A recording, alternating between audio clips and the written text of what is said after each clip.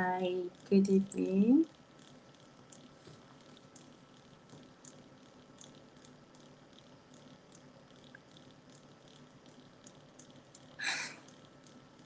Amazing. Hi, good evening. Oluwapolu. Thank you for joining. How are you? Good evening. If you are joining, can you let me know where you're joining from? I'm sure your name will see your name, but just tell us where you're joining from. Thank you, Oluwapolu, for joining this early. Um, Today we will be discussing or understanding identity and purpose, and I'm super excited. Thank you, Luapulumi. You're joining from Abeokuta, Nigeria. Awesome. You're welcome. Thank you for joining. Thank you.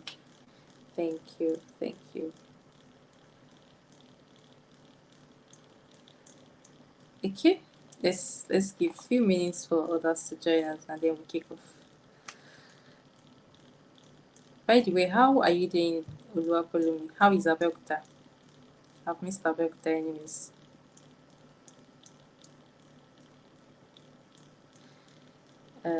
Trust Abeokuta is doing well. Trust you're fine. Omoumi is here. Omoumi, you are welcome. Thank you for joining. I'm happy to see you. Thank you, Omoumi, for joining. How is Abia State? And how are you doing?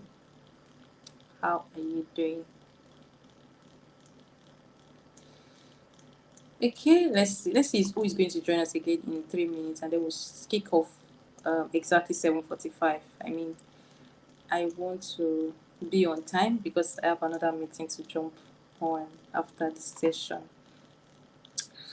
If you are joining, if you are online with us, kindly tell us where you're joining from.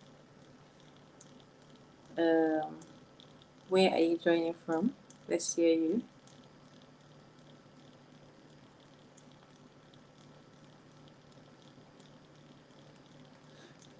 Okay, basically, let me share why I decided to, really get on this coaching webinar. So sometimes in February, I had this discussion, like a leadership roundtable discussion, right? I can see 4 people online. If you are here, please tell us, where you're joining from, your name and where you're joining from. Please drop it in the comments. Let's see you. Let's welcome you. Thank you. Okay, so in February, I set up this transformational leadership roundtable discussion. I just got commissioned by John C. Maxwell, to facilitate leadership roundtable discussion. So we had this roundtable and it was mind blowing. I mean, I didn't expect the energy that came in with it, and it was really mind blowing. And then from the roundtable, everyone decided that we should, continue to have this kind of discussions again and again and again, just to help ourselves grow and develop, And I felt, that's a good one. That's true. Let's see how we can work around that. Yes, the John C. Maxwell himself. Thank you. Um, yeah, actually, the John C. Maxwell. Yeah, so after the roundtable, I decided, okay, let's come up with something. And then I put up this poll asking people that what would you really love that we discuss? What would you love that we talk about? There were different options, right? But the one that topped the list, somehow, yes, was this idea of identity and purpose, alignment, and I'm like, okay, wow, let's do something, okay, and we are here. But then there's something special about this session that I'm going to share. Let me welcome those that are joining us. Aditayo from Lagos, you're welcome. Thank you. Thank you for joining. I'm happy to see you. Ebunwa, Olorunfemi, thank you for joining as well. I'm super, super excited to see you. You are welcome. Let's get everybody in the leadership roundtable, platform to join this session. Please let them know that we are live, we are live, we are live, we are live, we are live, and they should just hop in. Thank you so much.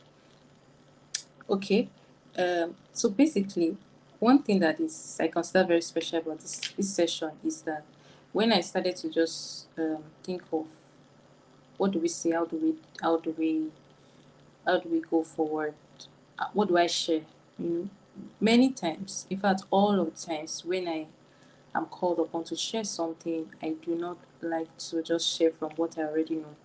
I like to at least take some time out to prepare, and see what will come up, and I prepare with the Spirit of God.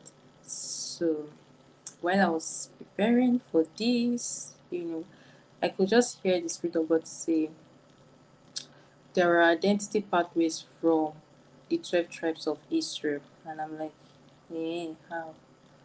What do we really know about the 12 tribes of Israel? Like, how many things do we see in scriptures about um, Reuben, Simeon, Benjamin? I was just like, but then just as I've learned that when the Spirit of God says something, just believe it is true. Whether you know it or not, just know that it's true. And then I had to go on that journey, to hear God for it. It was not very easy because I had to push a lot of things further. After this webinar, I'll do this, because I needed to create time. If I was just working on something I already know before, it would have been a good one, to just quickly come up with something. But because it was something I've never heard before, never seen before, I had to spend time. And it was not something I could buy a book and easily read, There was nothing like a book on maybe identity pathways from 12 tribes of Israel that I could just get and read, or something online, that kind of thing, So it required that I put in a a level of commitment that was a bit demanding. And here we are. I trust God for what He's going to show us. Okay, I think we can move on quickly. If you are here, please tell us where you're joining from. By the way, can you guys hear me? Please, if you can hear me clearly, please put it in the comment section, please. If you can hear me clearly, kindly put it in the comment section.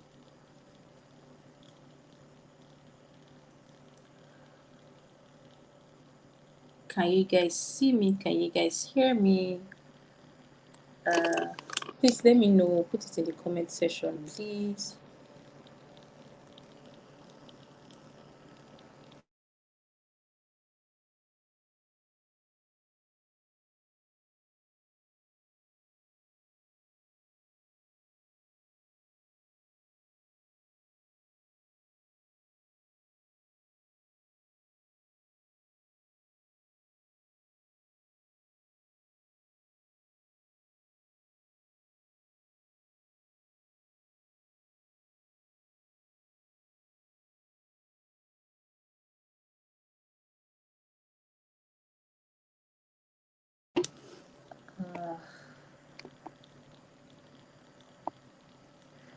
Okay. How about now? Can you guys see me now? Am I up? You stopped hearing me. Wow. Please, am I back? Am I back with audio and video? Apologies. Am I back with audio and video? Okay, one woman is saying yes. Okay, thank you. You can see I hear me now. Thank you. Awesome. Okay.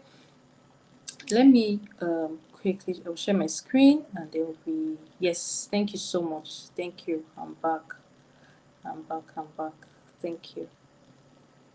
Awesome. Thank you. I'll share my screen and then we'll get on it. Okay, let me do a brief introduction for those that will be joining for the very first time and I've never encountered him before. and those that will somehow, somewhere catch this replay sometime later. My name is Deborah Oladele, and I am a management consultant. I am a coach. I am an educator. I am also an author. Okay, so I wear many hats by the grace of God. Yeah, I wear many hats by the grace of God. So I consult basically on strategy development, on marketing, business advisory, and the likes. I, when it comes to education, I have affinity for knowledge, so I teach.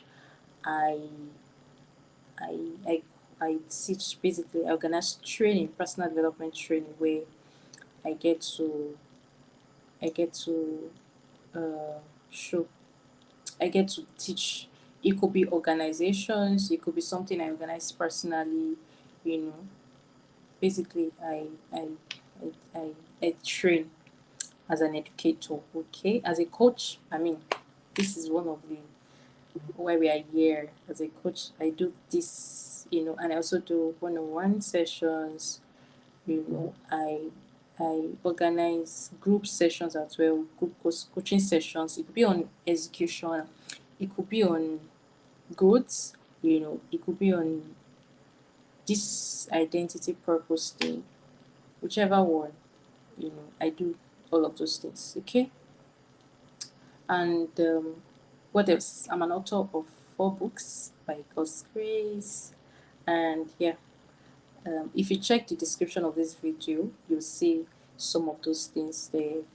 I have 2 books on personal development and 2 books on spirituality. Yeah, I think that will be all about me. I'm basically someone like you. Okay, nothing, nothing exactly special. Okay,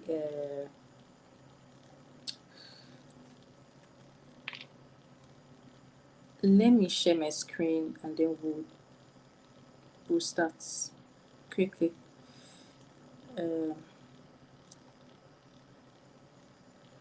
Mr. Elect, you're welcome. Thank you. Can you tell us where you're joining from? Tell us where you're joining from, Mr. Elect.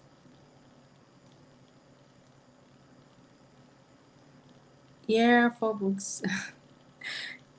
4 books, 4 books. We thank the Lord. Okay. If you can see my screen, can you please let me know? Or you should be seeing something around the PowerPoint session.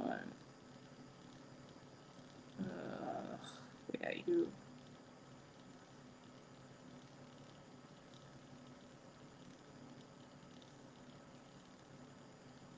Can you guys see my screen? Mr. Elect is joining from Lagos. I am looking at how to do this thing that it will not hinder what I'm doing here, because I mean, okay now.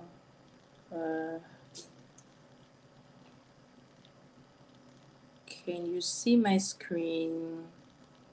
If you can't see my screen, please let me know. Let me know. Let me know. Let me know. Anyone? You can see my screen also.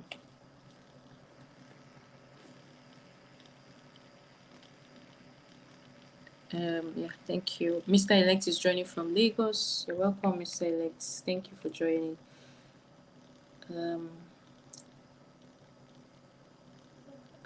Am I sure my screen is showing well? What I'm seeing here is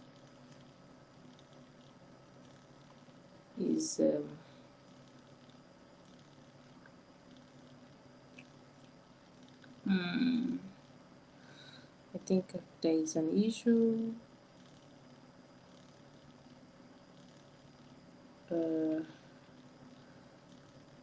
Okay, this is what we will do.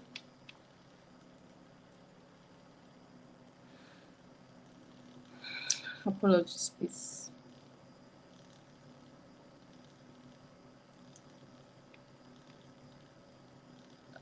Wow.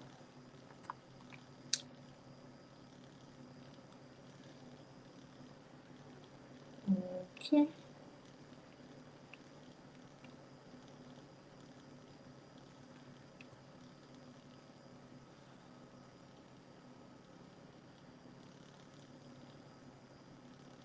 Oh wow. Apologies, please. I think I made a mistake initially. I think I can see where the issue is. I would want it such that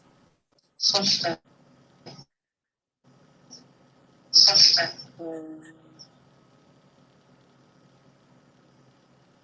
am I audible?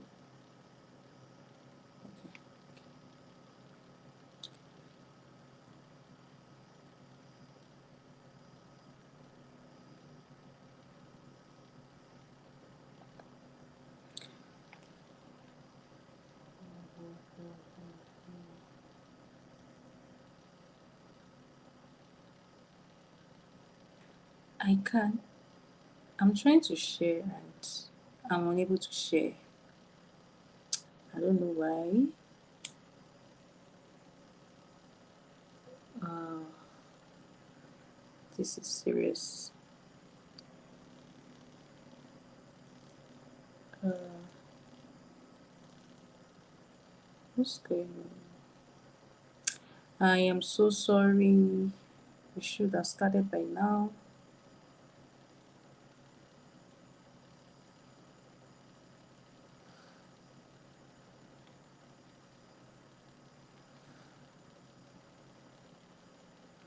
Okay, now I think I see it.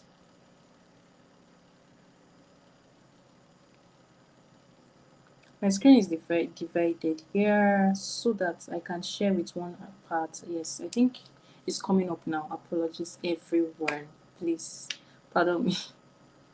This is like the first time I'll be sharing with StreamYard. So maybe that's why. Pardon me. Okay, we are here and I am happy. So we are done with this. Please, are you guys seeing it well? Is it showing well? Are we good to go?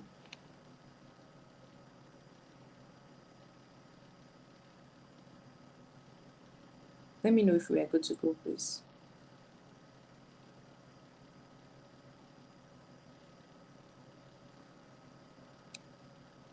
It's working now. Thank you.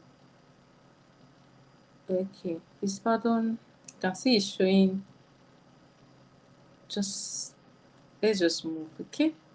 So yeah, this is like a bit of introduction to what we are going to be looking at. Okay. So when God was speaking to me that there are 12 identity partners from the 12 tribes of Israel, then I had to take a study on that to say, okay, what are these identity partners? But then while I was studying, I discovered that these tribes are actually even way more than 12 tribes. Okay, so we have just so you can see it on the screen, Jacob had 12 sons and one daughter. We know Jacob, right? Uh, yeah. Jacob had 12 sons and one daughter. The daughter is Dinah, and she is actually not being recognized as a tribe. So when we are talking about the 12 tribes, she's not part because she was never counted as a tribe. It was the sons of Jacob that were counted as tribes, and there are 12 of them. I have them listed, here, where I said Reuben, Simon, Levi, Judah, Dan, Naphtali, Gad, Asher, Issachar, Zebulun, Joseph, and Benjamin. Okay, but when and I'm supposed to put up at least two references that you can go to study, or maybe three. When Jacob was blessing his children, and it got to the point of Joseph. Remember, Joseph had two sons. Joseph had Ephraim and Joseph had Manasseh. Okay, and so when Jacob got to the point of blessing Joseph, he blessed Joseph. He also blessed his sons. Somehow, Jacob was so much interested in Joseph to the point of, sharing his inheritance to Manasseh and Ephraim as well. Okay, let me give a quick disclaimer here that we will not be opening so much scriptures. There are scriptures already there that you would see as we go along. But because this is not exactly, it's not a church meeting in that sense, and we have a lot to go through, But then I have scriptures there that you can be checking along as we go. You see, yeah. So there are like three references that I would love to put up. Number one was when these sons were being given birth to and they were named. We know that we have Leah, we have Rachel, we have Bilhah, and the other maid as well. So four women actually gave birth to the 12 sons of Jacob. We have Leah and Rachel that were bona fide wives to Jacob, and then we have their maids that also eventually gave birth. So all of them amount to. Would we have the copy of this slide later? Yes, I'll share. If you registered, yes, I'll share it to those that registered, and I can, yeah, I will share it. I'll share it to everybody in my mail. I'm sure you'll get it that way. I'll share it. Yeah. So yeah, you're welcome. My pleasure. Okay, so the 12 sons of Jacob came out from these four women. Okay, now if you read Genesis 29, Genesis 30, Genesis 35, you will see where these sons were being given birth to and they were named. There were meanings to their names, and those meanings actually they mean what they mean, right? And we'll see it as we go along. Another reference to check, is Genesis 49. Genesis 49 was when Jacob was blessing his children. Okay, when he was pronouncing blessings before he went to be with the Lord, he was pronouncing blessings on his children. Okay, and the third reference to check is Deuteronomy 33. Deuteronomy 33 was when Moses was blessing these tribes as well. Where he was blessing these tribes as well. Remember, some of them would have, of course, died. When Jacob was blessing his sons, they were still very much alive. His sons were still alive. But when Moses was blessing, he was blessing them according to tribes. Of course, these sons, formed the 12 tribes or the 14 tribes, whatever you want to call it now. Okay, so we have Genesis 29, 30, and 35, where was that's those scriptures.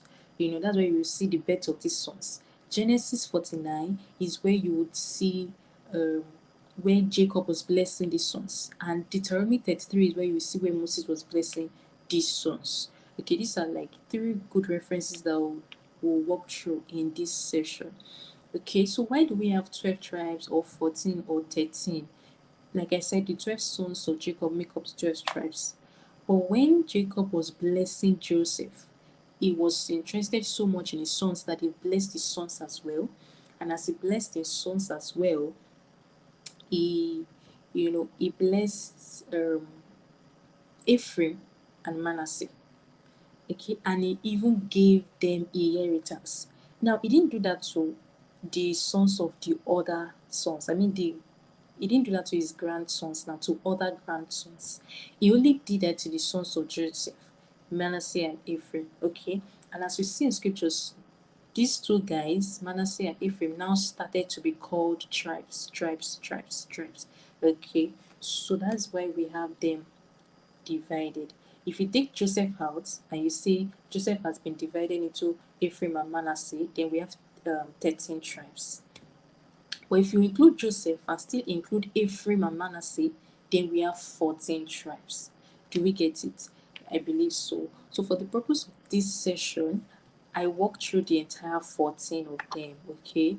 And that's why we'll be looking at 14 of them quickly. I trust God for speed. Okay, I believe this introduction is clear, so we can move on.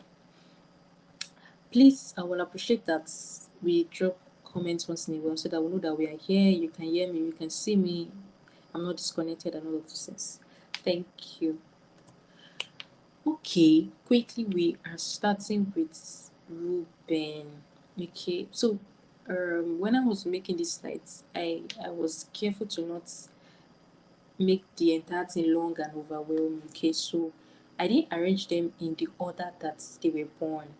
I arranged them based on how they can fit in into slides, so that we'll have a good thing to see. Okay, so yeah, so you would see that they are not in the accordance of how they were born. Okay, so we look at Reuben. Reuben actually is the firstborn of Jacob, and I have here tag name. The tag name is not, you won't necessarily find that one in the Bible. It was just from the study that I did, right? Reuben is the first, you know, is the firstborn, and when Jacob was going to pronounce the blessing, actually Jacob pronounced a curse on Reuben, but then it was like, you are my first. Okay, so I think it's a good target to give Reuben as the first, and you see that in Genesis 29 verse 32. That was, where he was born, and it was named Reuben.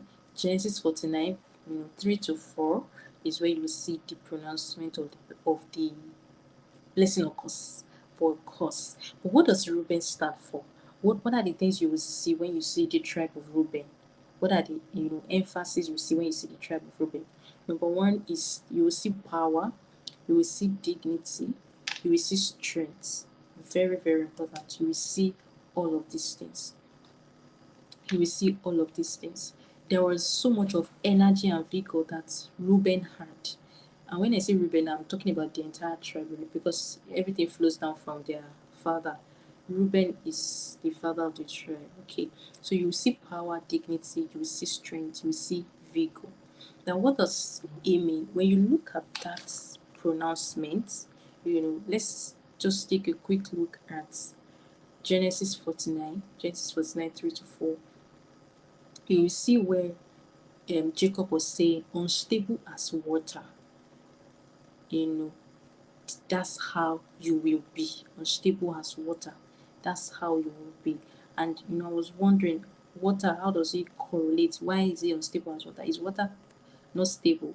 But then I got the point, when he was saying that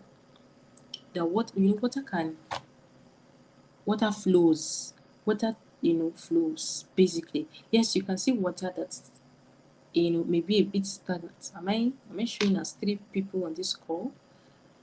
Anyway, I don't want to be distracted. You will see where water flows in different direction. That's the destiny of water. Water is not meant to be stagnant. If water is stagnant, it's because you have confined that water inside like a container where it cannot flow. But the destiny of water is to be able to flow. And so Jacob was speaking and pronouncing this curse on his son to say, unstable as water, you will not excel. Why? What happened? You remember that Reuben did something. He went to sleep with his father's concubine, and that was where he lost it. You see, that was why he got a pronouncement of curse instead of a blessing. Okay, but the emphasis of water is that water, can be a blessing and can be a disaster. You see, it depends on the situation. So water can be a source of life, that you need, that every one of us need, and water can be that thing that causes flood and natural disasters everywhere if you don't channel it properly, right? If we have water that is not well, we don't have gutters that water can flow through, and all of those things properly installed, water will move anyhow. Now, what are the pros of this? So I have here pros and peculiarities. Now, pros are like advantages, and they also, I made it slash peculiarities to also say that sometimes it may not be even advantage, it might just be something that is peculiar to the tribe that we need to know.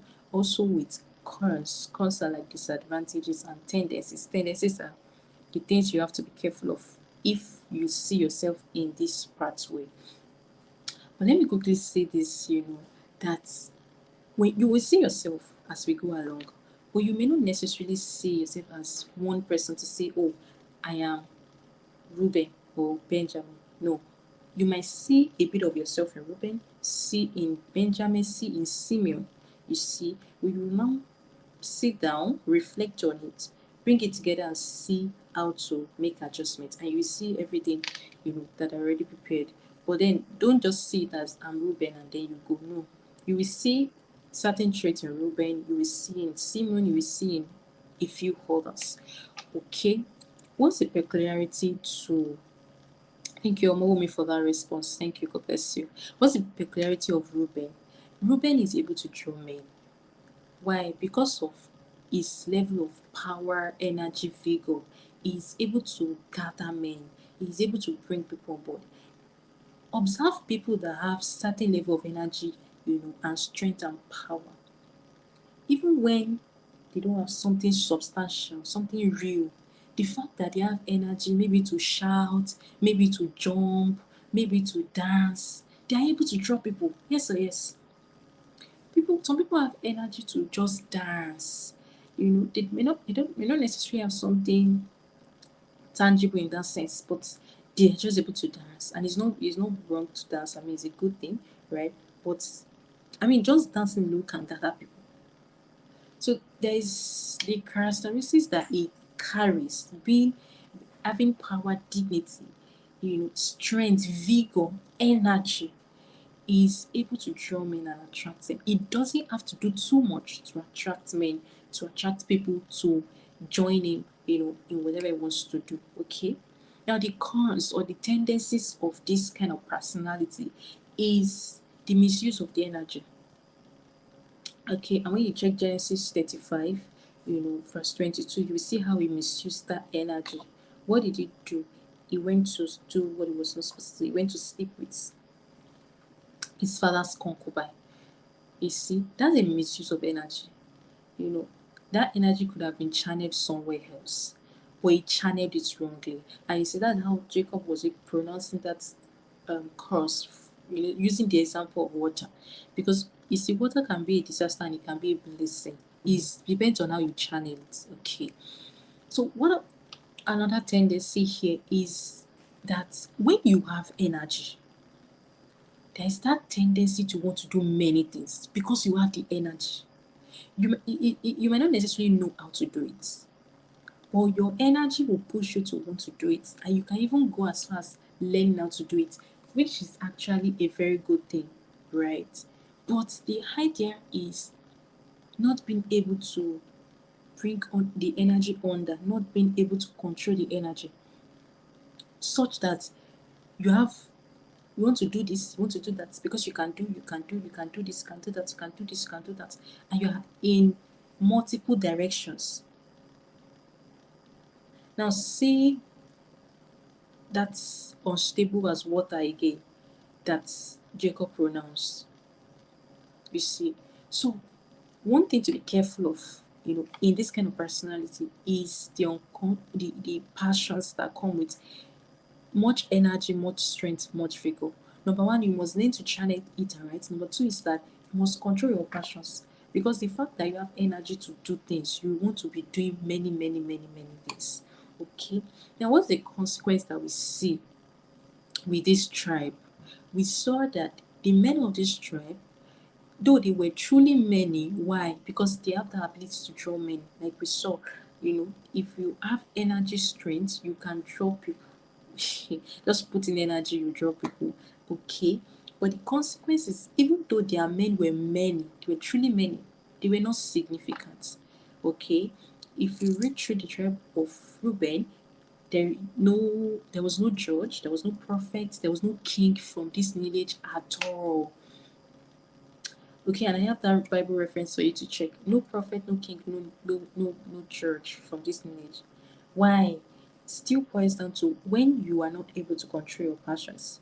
You are doing this, you are doing this, we don't know you for one thing that you are focused on, you are looking through, and you are looking to achieve. You are here today, you are here tomorrow, you are in another place the next day, you are everywhere. You will not be significant. You see, here people will know you. In fact, people will know you because you are always everywhere, everywhere, everywhere. So you will be known and you'll be able to draw men. But you will not be able to be significant. We can't point to you and say this person is known for this and is maybe very good at it or significant here. Okay, so that was what happened to them at the end of the day, and it still boils down to that course now, playing out, because water that is not stable means it's just here and there, going here, going here, going here. Okay, what do you want to learn from this tribe? Manage your energy properly and channel it in the right places. You see, there's something we call energy management. So if you discover that you're someone that has so much energy and vigor, it's a blessing. So use it very well. Use it in that area where it is actually a blessing unto you. Okay? Use it in that area where it is a blessing unto you. And channel it properly. Don't be here today, tomorrow in another place. You are everywhere, everywhere, everywhere. No. Be in where you're supposed to be. You see, what you want to do, if you are beginning to see some characteristics here, is to start to note where are the places I've been, here and there, here and there, here and there. And start to note them, start to work towards how to control those passions. Okay, quickly, let's go to Benjamin. Benjamin is actually the last born, but Benjamin is coming up here just because I wanted to arrange the slides very well. That's the only reason. Okay, and we have the tag names I give to Benjamin, small but mighty. So Benjamin is the smallest and the youngest of the sons of Jacob. He is the smallest, he's the youngest of the sons of Jacob. And I called him small but mighty. Why? You will see first. Okay, so what are the characteristics of this tribe? They are very skilled, and they have this warlike traits and attitude, as you want to call it. Benjamin is also the beloved of God. When you read through the blessing of Moses, read through the blessing of Jacob, you will see he was noted there. Okay, that's Benjamin. He was the beloved of God. He was very talented, and they were fierce people, fierce people, fierce people, especially when it comes to war. War. That's what they're known for. If you read Deuteronomy, let me see if I can quickly catch Deuteronomy for us. Deuteronomy said something very profound. When Moses was blessing this tribe, and he said unto Benjamin, that's violence, violence, violence. you know, So it says, I'm reading Deuteronomy 33 verse 12. It says, of Benjamin, the beloved of the Lord, shall dwell in safety by him who shelters him all day long, and he shall dwell between his shoulders. Okay, now let's look at the blessing, of Jacob unto this Benjamin. Jacob says unto Benjamin, he says, Benjamin is a ravenous wolf. Wolf. Do you know wolf? Benjamin is a ravenous wolf. In the morning he shall devour the prey, and at night he shall divide the spoil. That means day and night he will be known for war, war, war, war, war. Okay. In the morning he would devour the prey, and in the night he would divide the spoil. The prey is like somebody you are trying to catch, somebody you are trying to kill, somebody you're trying to catch up with and destroy. That's like a prey. Now the spoil is now what you were able to gather as a result of killing that person. Maybe their goods, their farmlands, their cattle, as it's worse in those days. So he says day and night, this is what Benjamin will be known for. And we could see an example while they were working together with his brothers. one thing that we can note as a pros, as an advantage, is that they defended their country, they defended their people because they were warlike. I mean, and very fierce, and they were able to defend their people. But um, there is also the disadvantage of this thing, or the tendency. But then another thing to notice is that when Barak and Deborah wanted to go to fight in Judges 5, they were also involved in this battle, which means that they understand what they were called to do. They had these gifts or the power, whatever, to go to war. They were very fierce and they channeled it well. They didn't just even defend their own country, they defended other people as well. So they were part of those people that moved with Deborah and Barak, to go against Sisera in Judges 5. That's a very good one to note. But then the tendency here is that they, at a point, they stood against their own brothers. They stood against the other tribes of Israel in a civil war. What happened? I'll break it down. You will see that in Judges 19 to 21. But what simply happened was the men of Benjamin, they were going to sleep with the concubines of Levi. You see, they were having that affair with the people of Levi, their concubines, and they were still insisting on their rights. They were calling them out to say, what you're doing is wrong, what you're doing is wrong, but they were insisting on their rights, and that just led to a war. Imagine your brothers calling you to order and cautioning you, but because you have one strong power and you know that you can fight, you just, jump into fight. That was what Benjamin did in that instance. So he stood against the rest of the tribes, his brothers, because they were calling him to order for what they did, to the concubines of Levi. Okay, now I think when I was studying, I didn't say a consequence of this, but then we can infer, because how do you go against your brothers because they are calling you to order? That's a wrong thing. What can we infer from here is that they also misuse their power, their gifts. Okay, so yeah, we know you to be a warrior, a fighter, and you were defending the country.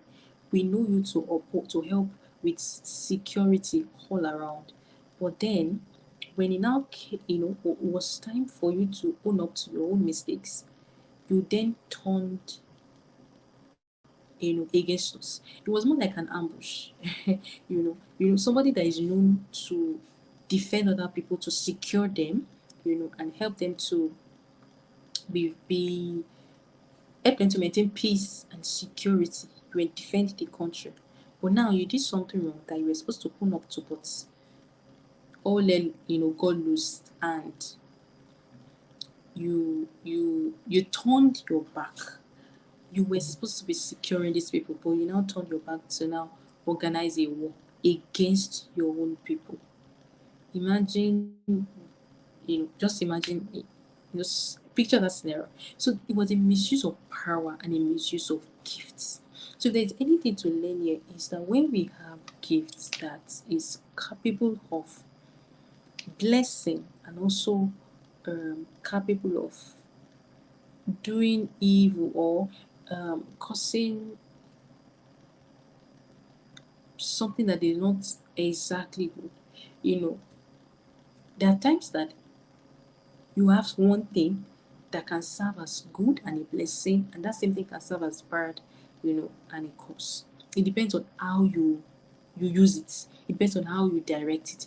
It depends on what you do with it, right? And when you are in that position, whatever thing, it's good that you do not learn or you do not use it against people. Yes, you have it, is your own, and we acknowledge you for it, but do not use it against people. Okay, are we still here? Are we following? Can we move? And we are here with Simeon. This is our third tribe that we are looking at, and it's beginning to get very interesting because these ones are very, very detailed and we have a lot of um, identity to pick from this. Thank you, Oluwapelumi. Thank you for following. Um, if you're following us, please let me know that you're following us. Okay, thank you, Oluwapelumi. Okay, so we'll move on to Simon. Simon, those the tag name that I gave to Simon is aggressive. Simon is aggressive, aggressive, aggressive. A quick story, if you know Simon, just so that we can move, is that when the people of Shechem, went to sleep with Dinah. Dinah is the only sister of these 12 brothers. So Dinah is the only daughter of Jacob. So Dinah is the only daughter, and then they have the 12 guys, 12 sons. Okay, so when Dinah got raped, Simeon stood up in defense. Actually, he stood up in defense, but then the whole thing turned upside down. He stood up in defense but went ahead to deceive so that he could retaliate.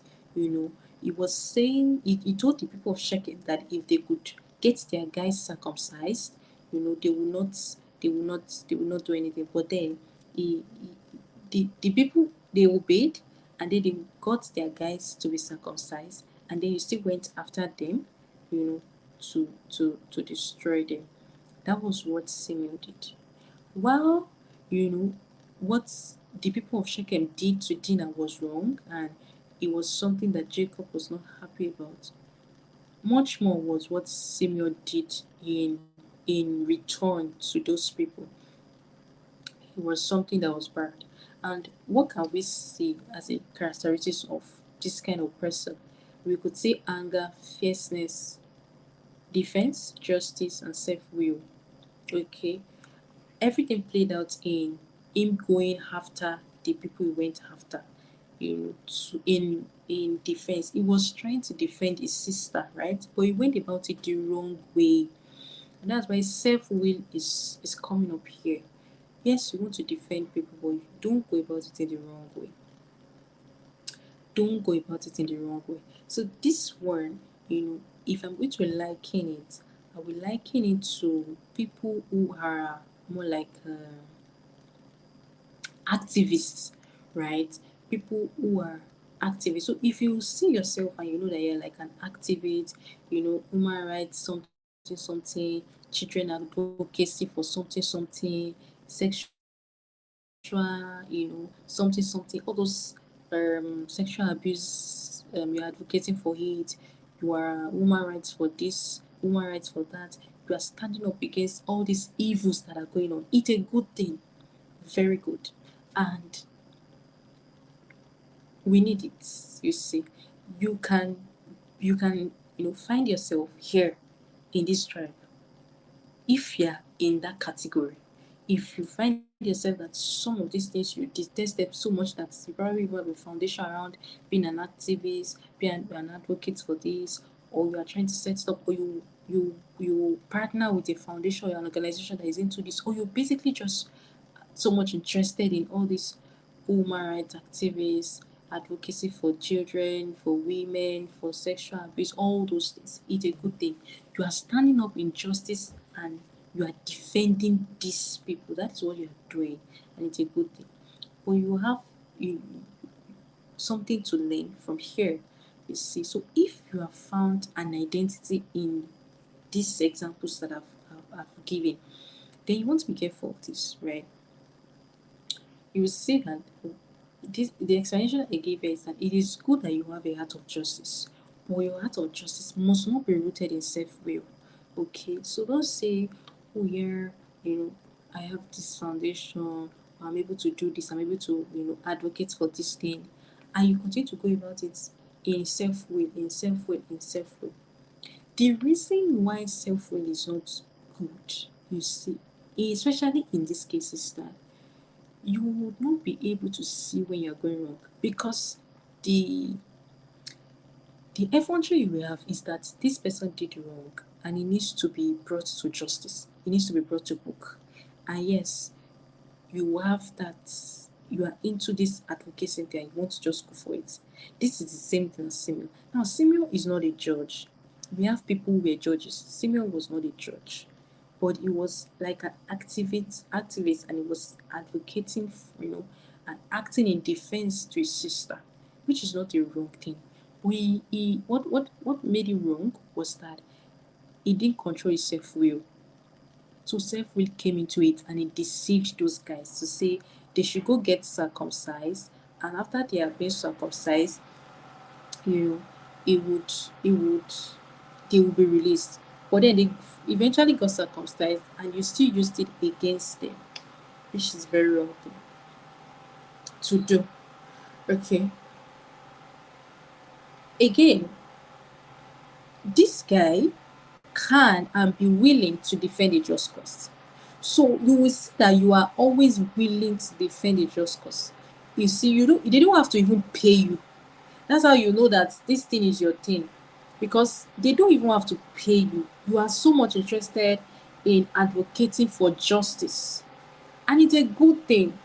It's a truly a good thing. Do you see? So it's good that there's that peculiarity and that advantage that you are able to defend the just cause. We can come to you to say, can you defend this? Can you help me bring about justice here? And you walk around it, and it's a success. Okay? But there is a tendency to allow anger and self-will. Now, there is this underlying what do I call it now? Push that can be making you feel like this is only anger, this is only anger. The way we define only anger sometimes is that what the person did was actually wrong. So I am angry, and my anger is only because the person actually did something wrong. So if you're not careful, that is what will be pushing you to now do what you should not do at the end of the day. So the idea is that thing it will offend you. You will get angry. I mean, maybe somebody was raped, for instance, just like this case. It will affect you more than it will affect every other person that's going about their normal duties. Why? Because this one is something that you are attached to. You found it as something you want to do, something you want to give yourself to, like a pathway you want to follow. So it will aggravate you more than it will aggravate me or any other person. So there will be that anger somewhere, but you can put it under. You see, that's the basic thing. So that you don't eventually act in violence and take a step that you should not take. Another tendency here is that you can, find yourself dwelling in unforgiveness, retaliation, vengeance. Unforgiveness, retaliation, and vengeance.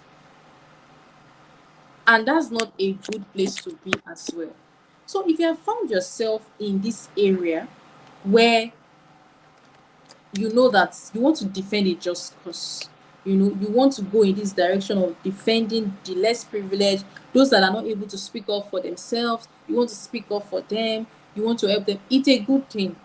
But you basically just have to be careful and watch out for instances where you are allowing your will, to take over. In your quest for justice, don't take laws into your hands and don't insist on your own will.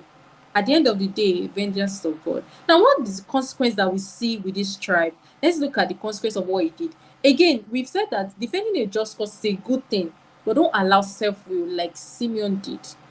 What's the consequence? They were the weakest numerically among the 12 tribes. The tribe of Simeon were the weakest numerically. And they didn't start out that way. They started large. They started as the third largest tribe. You see, but some years down the line, they became the smallest and the weakest. You don't want to be that person. Okay, you don't want to find yourself in that area. Thank you, Omo, for. I've been wondering that. I hope I'm not the only one. Talking to myself, listening to myself. But then, thank you for that. Yeah. So you want to be careful, so that you don't end up in this way like these same people. All right. Again, Simeon received no blessing and no inheritance. Imagine that. No blessing, no inheritance. Just like Reuben, you know. And he could have defended, and still defend well, but he defended in the wrong way and he missed out on these things. So this is not a pathway to follow. Now, if you find yourself in this pathway of being an activist and advocate, you want to really defend a just cause. You might not necessarily want to go for law, you might not necessarily be a lawyer, you might not necessarily be a judge, but you want to defend a just cause. It is something that is like burning in you. These are the things you want to watch out for, in mapping out a very good identity for you. And what we are looking at is understanding your identity and aligning with it. Aligning with it. Okay. Moving on, we have the first tribe we're looking at today, and that is Levi, the tribe of Levi. Is it Levi or Levi? Anyone? I believe you get the gist. Okay, so we have Levi. Levi. Yes, you are following. Okay. Stylist, apologies. Please, can you tell us your name and where you are joining from? We'd love to meet you. Thank you. Okay. Okay, so we have the tribe of Levi here. The tag name that I'm giving Levi is the cleric, and basically because of what we see about them. So what are the characteristics? It is that they are people set apart. They are given to consecration, priesthood, and they stand out. Okay, if you study Bible, you see the tribesmen of Levi, the people that came after him, people like John the Baptist. They came from the tribe of Levi. And John the Baptist, if there's anything you know about John the Baptist, it is that they were given to he was given to consecration as well. He's the one that is eating locust beans. He's the one that will be wearing what he was wearing. He's the one that will be wearing that was staying in the wilderness. He was eating honey and locust bean. Those kind of consecration. So John the Baptist is actually one of the tribe men that came out from Levi. So what do we see? Set apart, given to priesthood, given to consecration, and they are basically known for dedicating their life to serve a higher purpose. Dedicating their life to serve a higher purpose. This thing doesn't necessarily have to be that they were what's it called? It doesn't necessarily have to serve them in the sense that you don't have to benefit from it, but you are willing to do it. You are willing to serve a just cause, and that is what this tribe is actually known for. So if you are one person like that you are really, really willing and you don't mind giving up yourself for a divine service, then you may find one or two things to pick here. What are the peculiarities? They easily form coalitions and alliances. Okay, and because they are people who are willing to consecrate themselves to a cause or to something without looking out for what they will gain from it, then they form good partners.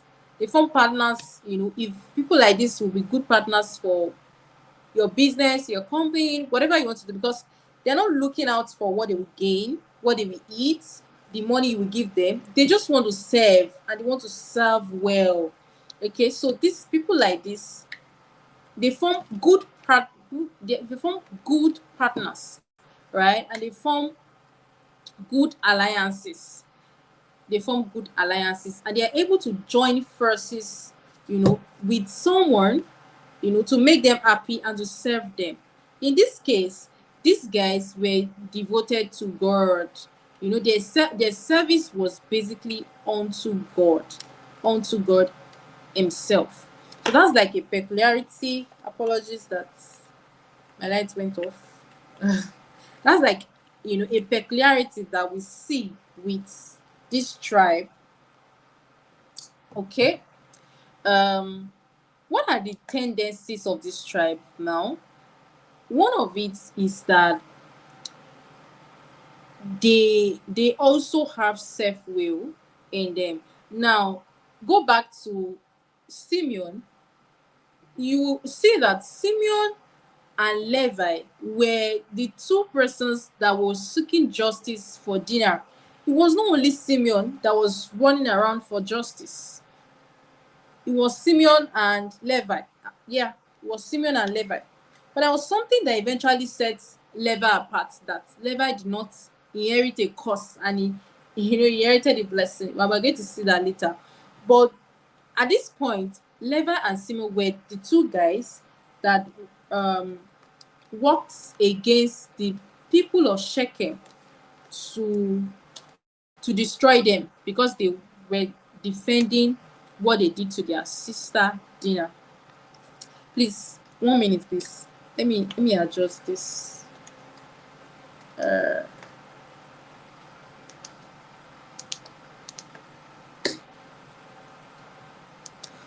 Okay.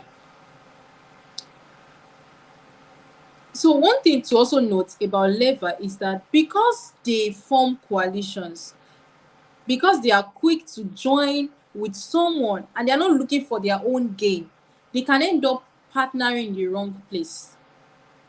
We already said one of the characteristics is that they are quick to give themselves to service and they are happy doing it. They're not looking for anything in return. And we have people like that. You might even be one of them, that you are willing to just do this, partner here, give your best service here, and you're not looking out for what they will give you, how they will pat you at the back, how they will call your name and say, it was Oluwapelumi that did this for us. You're not looking for all of those things. You're just comfortable serving, giving your best, whether it might be in a church, it might be even outside of religious setting, it might be at work, it might be for your friend. You are just willing to just do something for them. Then you find yourself here. But one thing to be careful of, like a tendency here, is that you can end up partnering with the wrong people. Yes, because you are willing to partner, you are happy to do it with everything you have within you, all of you, without looking for anything in return. You can end up partnering in the wrong place. Why? Because people will even be looking for you, because they already know that, oh, this person is someone who will partner, without looking for the money we give the person or something you give in return. They are just happy partnering with you.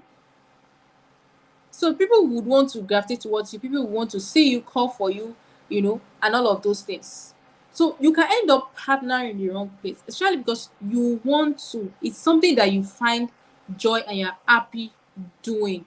You're happy giving yourself to a cause, and following it through. But one thing to be careful of is not to partner in the wrong place. And that's what happened to Levi. Levi was not exactly the initiator of what they did to the men of Shechem when they were trying to defend what happened to Dinah. But Levi was like a partner working together with Simeon. Simeon was the originator, of everything that happened, but Levi was a partner.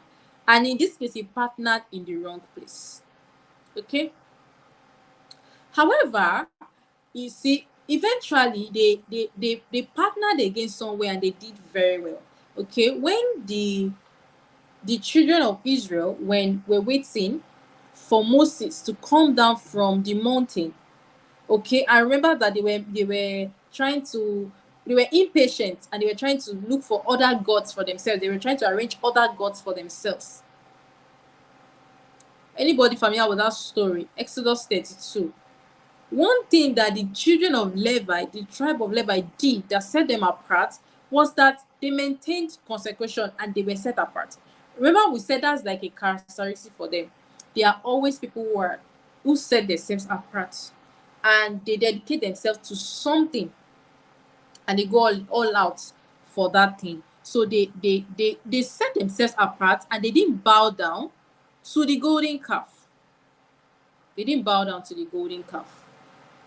And that, you see, gave them that blessing, and he was more like he wiped out what they did in the past when in the case of defending Dinah.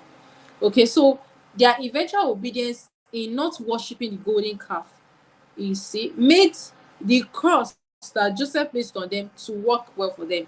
What did Jacob rather placed on them? Jacob said they will be dispersed and scattered. That was the blessing or the curse that Jacob placed on the people of Laban, that they will be dispersed and scattered abroad. But then it worked in their favor. It worked in their favor. It worked in their favor. They they chose not to bow down to the golden calf, and they waited for Moses to come down from the mountain. Okay. Now, in being scattered, yes, they were scattered, but it was in a blessing for them. They were scattered in that at the end of the day, the inheritance they got, when you go through Deuteronomy where Moses blessed them, they were called unto priesthood. They were not giving lands the way they were giving land to other tribes. But what was their inheritance? God was their inheritance. And that's like the best inheritance anybody can have, anyways. I mean, God Himself was their inheritance.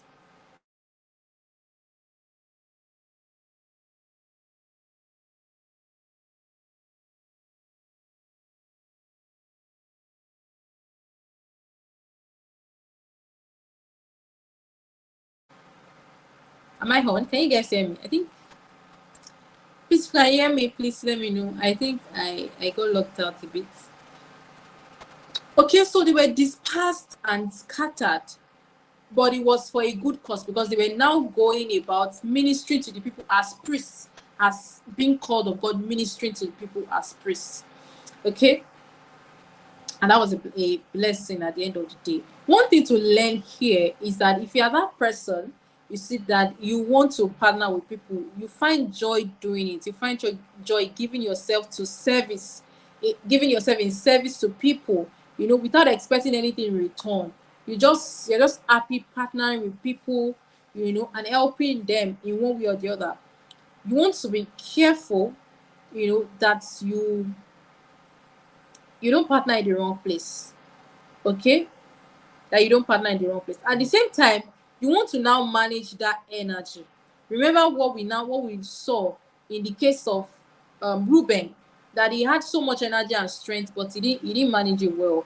In this case, you want to manage your partnership well, so that you're not partnering with everybody, and it gets overwhelming, and you're worked out. You're not even able to focus on the things you personally need to focus on. You see, so you don't get dispersed and scattered at the end of the day, just like Jacob pronounced on Levi. Okay, if you partner here, and you don't manage it well, you don't give focus. Is You see, sometimes we tend to, because we want to do it and we're happy doing it. It gives us joy. You just do it. You're one person. You're partnering in 20 places all at once. It's not healthy for you, and it's not healthy for your own purpose. It's not even healthy for the people you are partnering with, because at the end of the day, your attention is divided in like 20 places. So it's like you are scattered and dispersed, just like we see scripture saying concerning the tribe. Okay, so you want to watch out for that. If you are following, can I see? Can you let me know? Let me know in the comments, please, so that I can be sure we are together. Okay, we are on number 5, and we have a long way to go. I mean, we are going to 14. God help us. Judah is number 5. And what do we see about Judah? Judah is a leader. That's the tag name for Judah. Judah, maintained leadership throughout, and that's a great one to learn from. Judah is like someone who was born a leader. There are people who are born leaders, and it could be an identity for you, where you know that you just want to undertake things. You are born a leader and you're interested in undertaking responsibilities. They don't have to call you up to say, undo this. You give yourself up willingly to undo them. If you're that person, then you find yourself here. You find yourself here where you always give yourself up willingly to say you want to be responsible for something. And sometimes it doesn't even mean that you open your mouth and say, oh, I want to be responsible for this. It might just mean that you are in a place, in a team, maybe at work, and you see that something needs to be done, and you take it upon yourself to get it done without having to say, oh, I want to do this. You just go ahead, get it done, and everybody sees the results. That's a leader. That's a born leader, that you do not need anybody to say do this before you do it. That's a born leader. Okay, and what are the characteristics that you might find is Judah was selfless, very, very selfless. His leadership style was selfless leadership.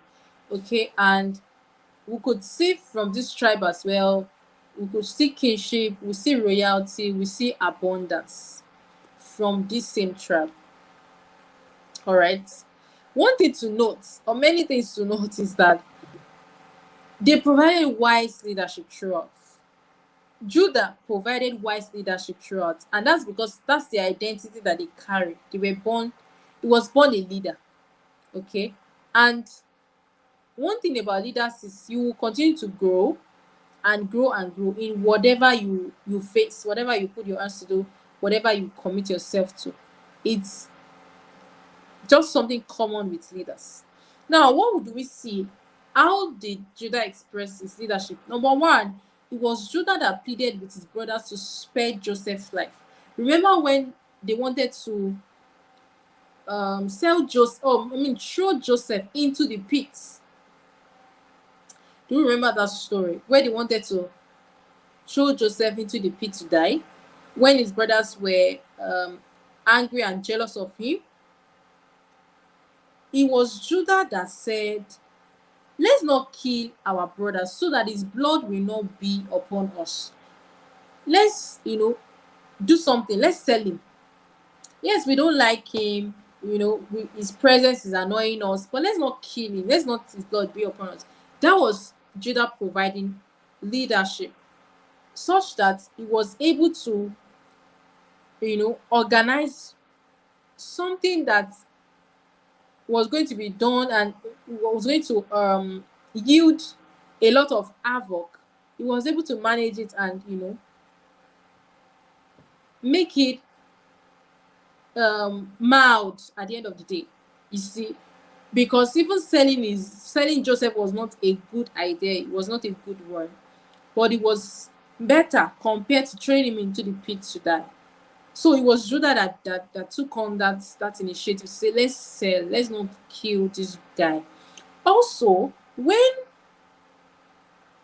Jacob and his sons got to meet Joseph later on, when Joseph already became a big man, in Egypt, it was Judah that pleaded with his father to say, please be honest with this transaction you're doing with Joseph. Be honest, say everything as it is. Don't lie. Let's just say everything as it is. That is providing leadership. That is providing leadership. And another thing that Judah did was that when Joseph decided to keep Benjamin with him, at first it was Joseph's brothers that came to Egypt to buy bread, to buy food. Jacob, their father, did not follow them at the first instance. It was the children. Okay, so Joseph wanted his father to come, and when Joseph saw his brothers, he decided to keep Benjamin with him so that his father can eventually come. Because he knows that after him, Benjamin is the beloved of their father after him. But Judah pleaded to offer his life to say, please hold me as a ransom instead of Benjamin. That's providing leadership, and that's selflessness. You don't know what will become of you, but you offered yourself to say, let me be the ransom. Let Benjamin go. Let me stay in place of Benjamin. That's leadership, and a selfless one at that. Okay, so what are the peculiarities to this kind of identity? If you find yourself a leader, okay, it is that you are able to lead a people to achieve their goals and execute a mission. You are able to lead change. You are able to initiate change. You are able to lead people to do something quick and achieve it well, and it's awesome. It comes out well. That's a peculiarity to this kind of identity. Now, what are the tendencies here as well? Because there are tendencies here. It is that you can also lead people to do evil.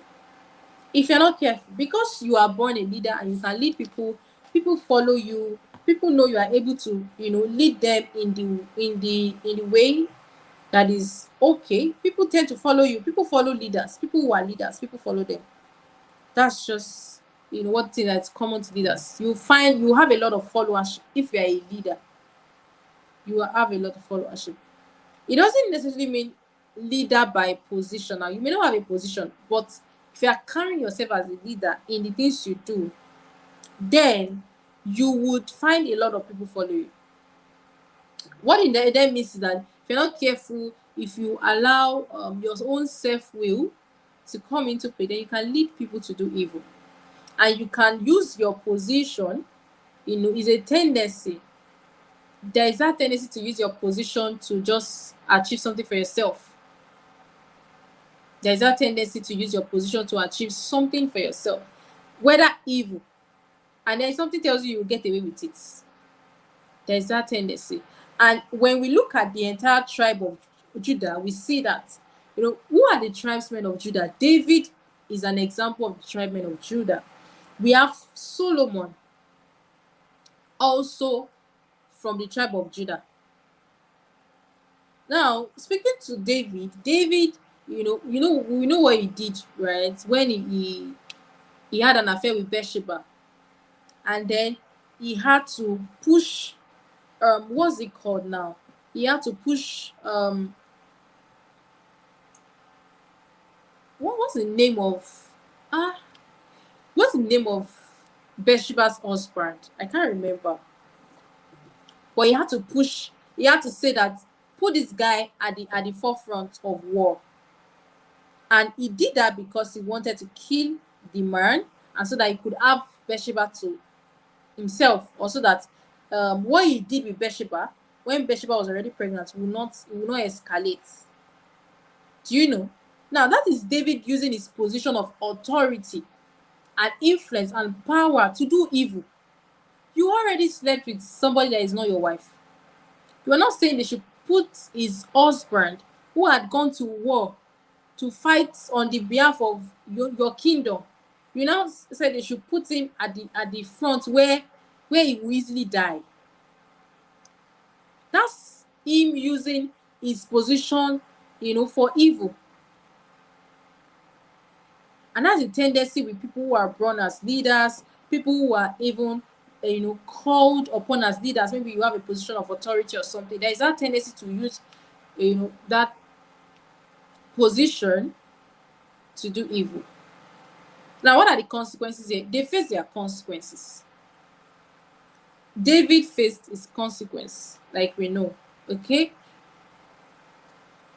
However, because they were leaders and they led well, by the time you look at the leadership of Judah, like I already mentioned, when you now look at the leadership of David, look at the leadership of Solomon, look at the leadership of Caleb, because Caleb is also one of the tribesmen of Judah. Now look at the leadership of Jesus. Jesus is also from the tribe of Judah. They carried out selfless leadership. They led well. Yes, they had that side of them, David, Solomon using their position of authority to do evil, but they led well. Now they faced the consequences of their evil actions. At the same time, these guys, this lineage, they were kings all through. The tribe of Judah were kings all through Israel. They were kings and kings and kings, and that's just because of the leadership trait that was in them.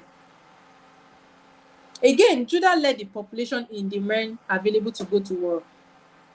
In the time of David, it was that tribe that led the population. All right. So if you find yourself with this identity, you already know the things you need to take note of, the things you need to check, so that you start to work in alignment. One of the learnings here is that you should continue in a life of service. Continue to give yourself to a life of service. Continue to give yourself to a life of service. Okay? And make it a selfless kind of leadership. Don't just lead, be selfless in your leading. Give yourself to servant leadership and do not misuse your position of authority. Are we still here? Can I see interactions so that I can confirm that we are here. Are we following? Okay. Let's look at Dan. Dan is number 6 for tonight, and our time is really, really fast spent. Dan is the tag name for Dan is the judge. Dan was called to be a judge. When you look at the prayers that Jacob pronounced on Dan, he was being a judge. He was being a judge. When we see Genesis 49. Now, what are the characteristics that we then see with being a judge? It is that you maintain law, order, justice. Now, this one is different from what we saw, with Simeon. Okay, we saw Simeon as an advocate for justice and for defense, which is a good thing. But Dan is actually called to be a judge. So if you find yourself here as in the line of being a lawyer, really, really working in that profession, then this is an identity you want to take note of. Okay, now what did they do? We see that they introduced idolatry to Israel, and that tribe became known as a center for idol worship. We'll come back to that. Now, what are the peculiarities of this lineage, of this tribe? They serve as instruments of law and order to maintain peace and justice, which is actually a very good thing. Okay, we need people who help us maintain law and justice in the land. They are always ready to fight, and they are usually not quiet. So if you find yourself always, ready to defend, ready to speak the truth, stand up for what is right, then you find yourself here. You find yourself in this identity where you are ready to fight, not fight in the wrong way, but fight for law, fight for order, fight for peace. This is where you find yourself. And that's a good one that we see with the tribe of Dan. Now, what's the tendency here, or what to be careful of, is that when they get indifferent, they may never do anything. You see, so these people can maintain positions of law and order, but the moment they somehow just get indifferent, when indifference sets in from any angle, they may decide not to do anything. And if you observe clearly, you may see something like that. Just observe the society, basically. People who are called to do these things, maintain law, order. Sometimes when they are indifferent, maybe something happened and they just suddenly become indifferent, you will see that they may choose not to do anything, and you think they are working. And we could say that in Judges 5. Let's even check Judges 5. From this tribe, this was the case of Deborah and Barak going against Sisera. Okay, let's see what Dan did. Judges 5 verse 17 then now says to us that Gilead stayed beyond the Jordan.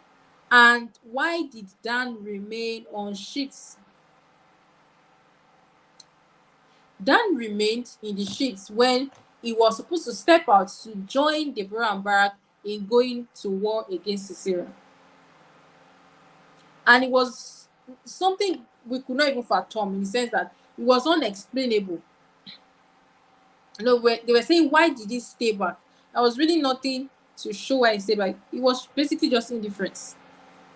Okay, also, they could switch their allegiance at will. They can switch allegiance at will. They are called to maintain law, order, peace, justice. But if the allegiance is to you today, tomorrow allegiance can be to another person. That's a tendency to be careful of. If you find yourself in this identity, be careful of just switching your allegiance anyhow. Be careful of not using your self-will to say, this is what I'm going for. Let it not be about you. Let it be about the society, the people you are judging, the people you have been called to be judged over, the people you have been called to be lawyers over, the people you have been called to be security personnel over. Let it be about them. Let it not be about you. And you want to check out for these tendencies. This is basically how we understand why we do the things we do, and how we can then start working in alignment with it. This is basically how. Okay, when you start to uncover to say, yes, this is my kind of person. What are the tendencies here? What are the peculiarities here? What are the things I need to be careful of here? That's how you grow in self-awareness, and then you're able to work in alignment. Okay, what are the things we learn from this tribe? Is basically don't allow indifference or a lack of willpower. You know what we call willpower? You're not just interested. You don't have that will to do what it's supposed to do. Okay, so don't allow it stop you from maintaining law and order. All right. We move to number 7, guard. We have just a little to look at about guard, and guard is tagged the warrior. It was called the warrior. When you look at Genesis 49, verse 19, you look at the prayers. Look at the prayers that Jacob prayed over God. You know, it was called a warrior. God is that person that would lead a troop, to go into military.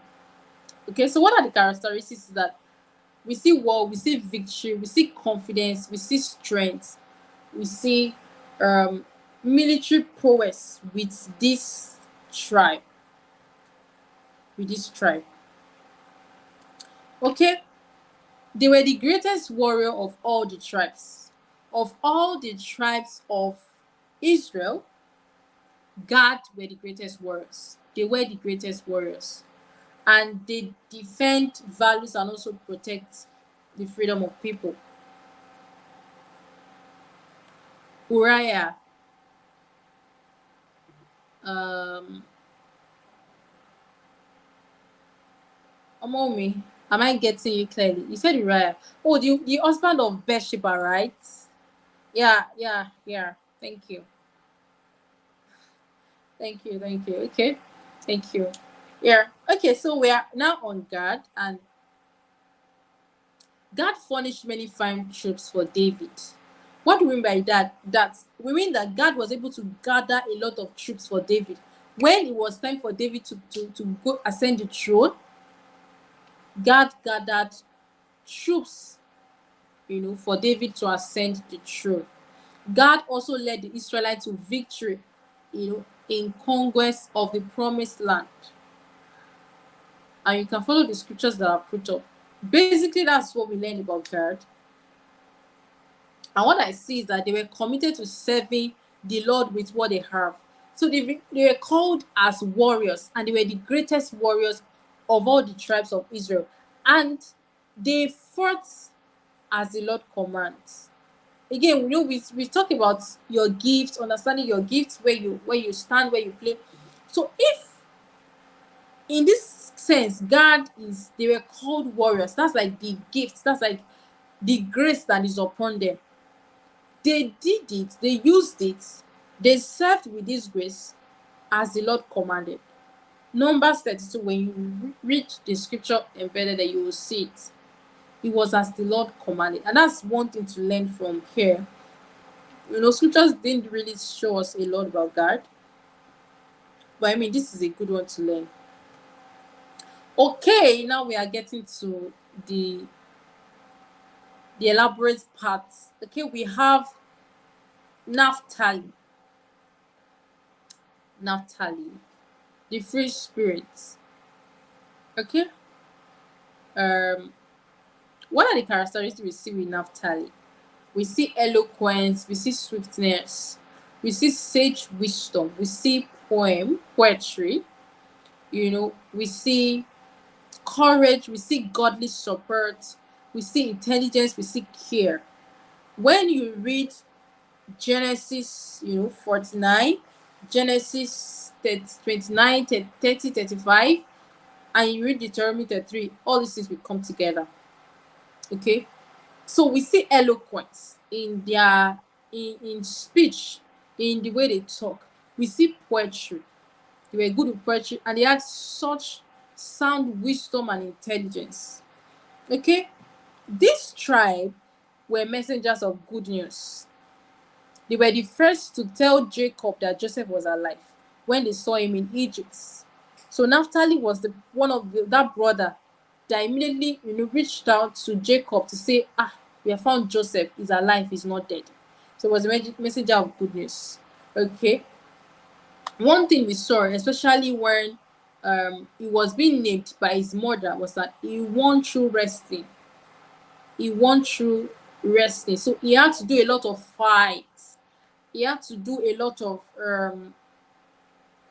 he won through struggle. There was a bit of fight here and there, before he could win. He won through wrestling. Again, one thing we see here is that this tribe is the Naphtali is the sixth born of Jacob, but he is usually mentioned as the last. He's usually mentioned as the last. Okay, why? We'll look at that in a bit. They were swift to prepare for battle. This is like a peculiarity and something of advantage. Okay.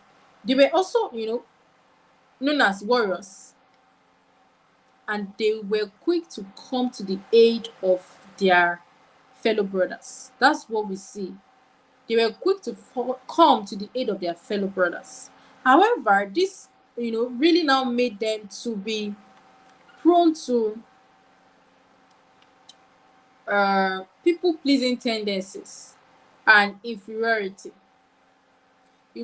One thing we see when you read First Chronicles 12:34, we see that even though these guys were swift and quick to be there for their fellow brothers, they were not there for themselves.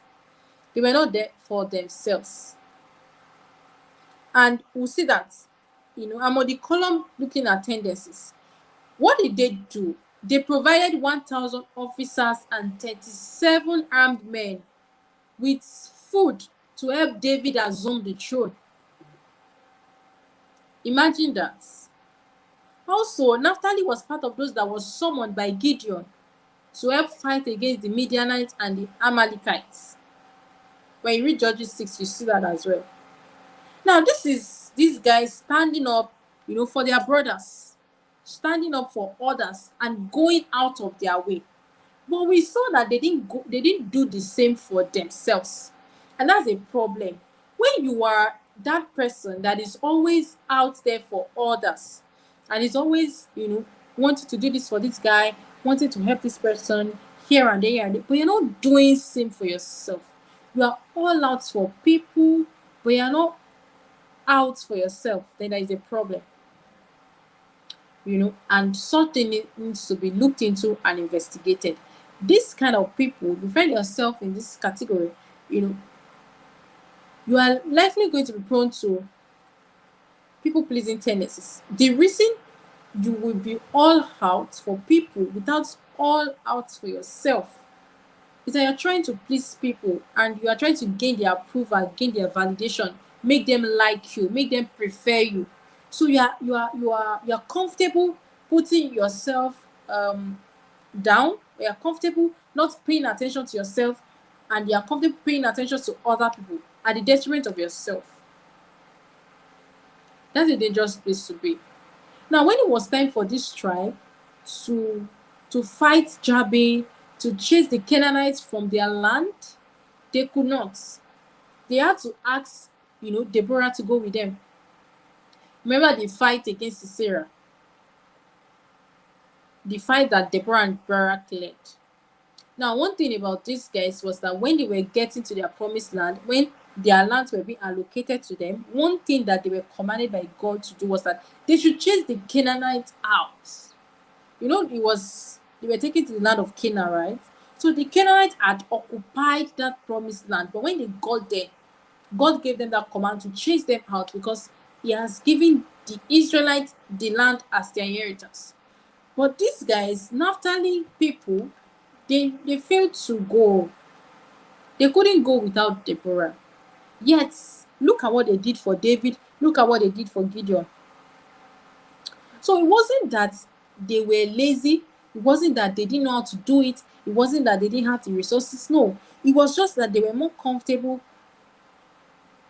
pleasing people and, displeasing themselves. They were showing up for people and they couldn't show up for themselves.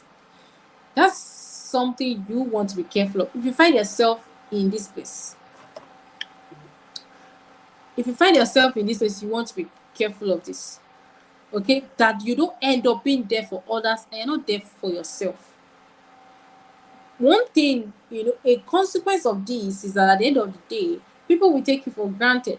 People will know you as you are always, always, always, always there for others and you're not always there for yourself. People will take you for granted.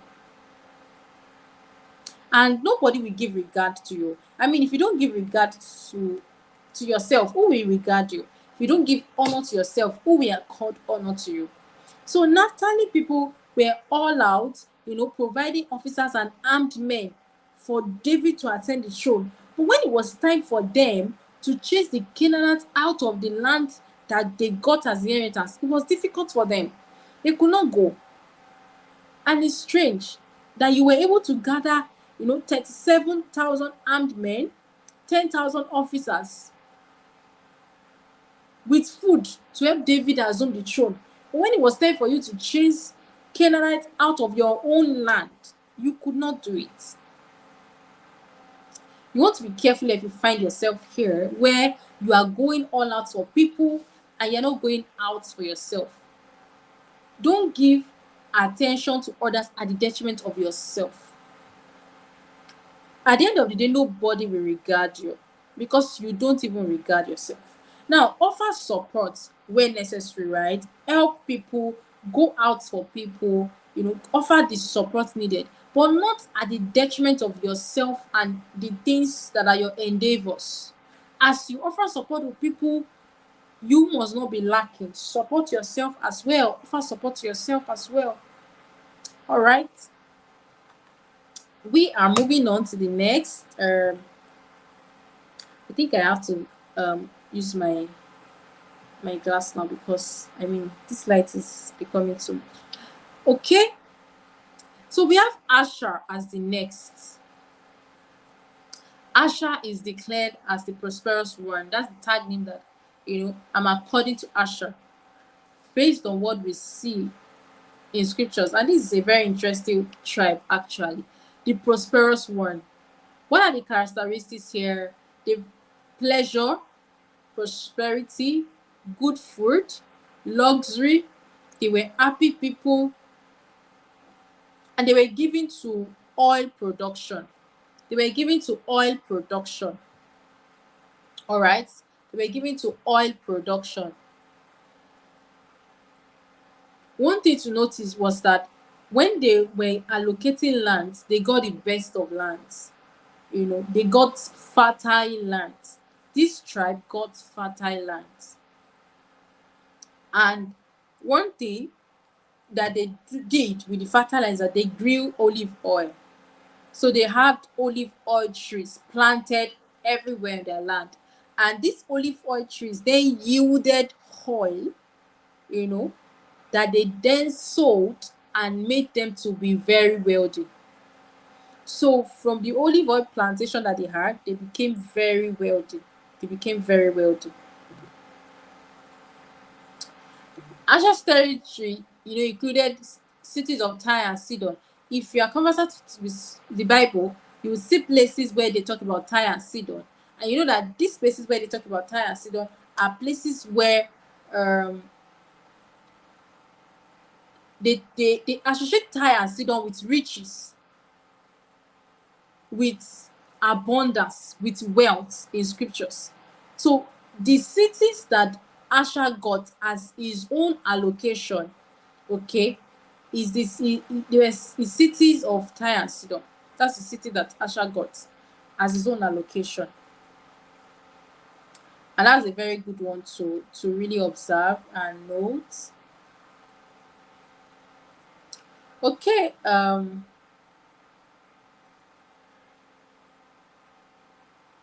wow. What did I just do?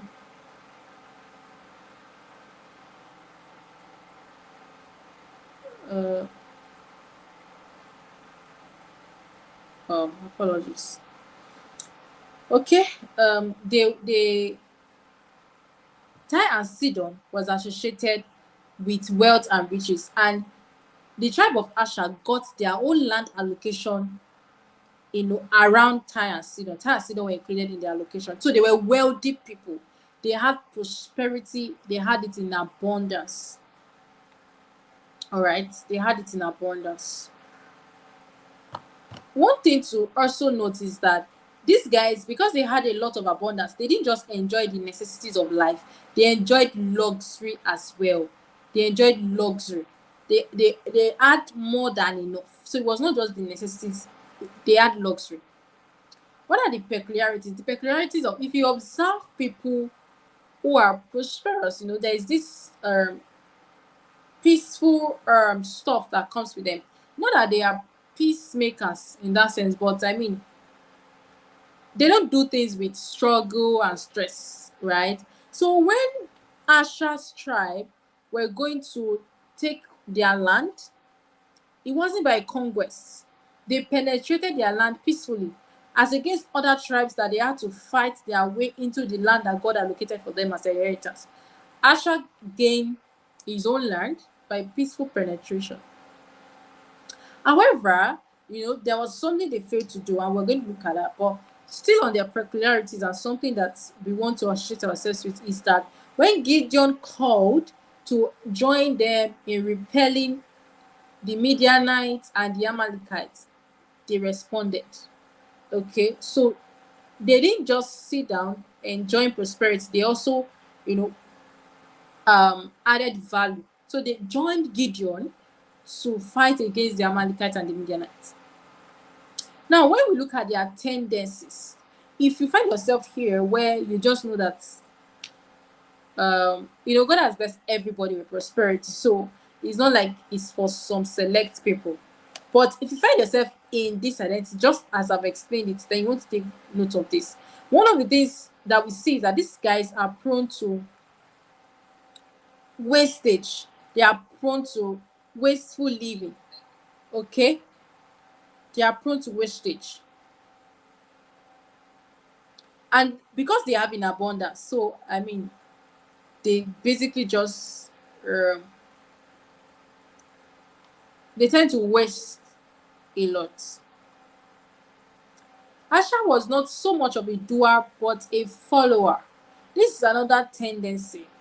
You see, especially if you enjoy luxury so much, it puts you in a relaxed mood. It puts you in a mood where you are not quick to do things the way others would have been quick to do it. It puts you in a place where you're just relaxed, you are just comfortable, you are okay. You're not taking active steps like others would take, or like you would have taken if you were not in that position of wealth. This is like a tendency that comes with this kind of identity. Okay. So they could not initiate change, they could not lead change, but they were happy to follow. Okay, they were happy to follow. One of the things we saw is that um they didn't drive the Canaanites out of their own land too. They got their land. It was peaceful penetration, but they penetrated and they were there together with the Canaanites. So it was more like they were living there together. They didn't chase them out, and the command from God was that you chase these people out because it's not their inheritance, it is your own inheritance. But you see, that life of pleasure,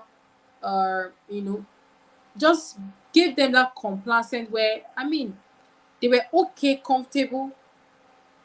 So they were okay just staying together with them. Also, they didn't join Deborah and Barak in the fight against Sisera. Some guys, they called them to join, some didn't join. Asher did not join. However, Asher joined Gideon when he called to fight. So Asher is more like, they won't lead a change. They are not so much of a doer but a follower. So you won't see them, coming up to say they want to start up something, but they are happy to follow if someone starts. At the same time, pleasure can distract them such that if they are at the point where they are enjoying luxury, they might not move a hinge. Okay. And when they are ready to move, they are ready to move as well.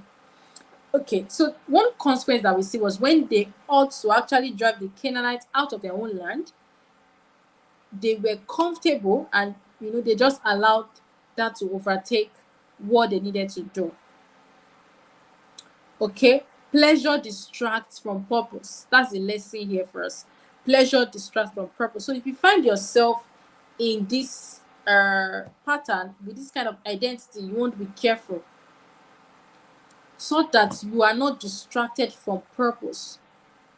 Don't be too much of luxury you are enjoying here and there, you know and you get distracted from purpose. Luxury can blind the eyes and paralyze you from taking action that you're supposed to take. That's luxury.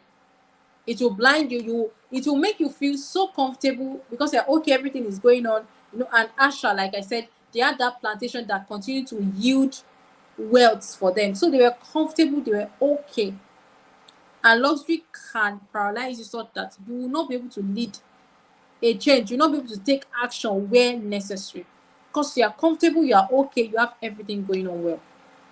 All right, moving on, we have Issachar. Issachar, what number are we now? I don't even know. But then we have Issachar. And Issachar is noted for being a scholar. A scholar. One common scripture that we know about the tribe of Issachar is that they were a tribe that understood times and season, and they knew what Israel ought to do. Now, you can't simply just understand times and season if you're not given to study, you're not given to literature, you're not given to study. You can't understand times and season.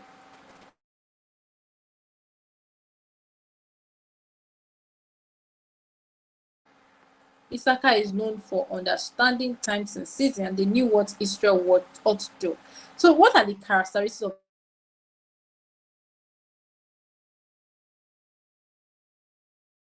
they committed to learning? They were committed to education.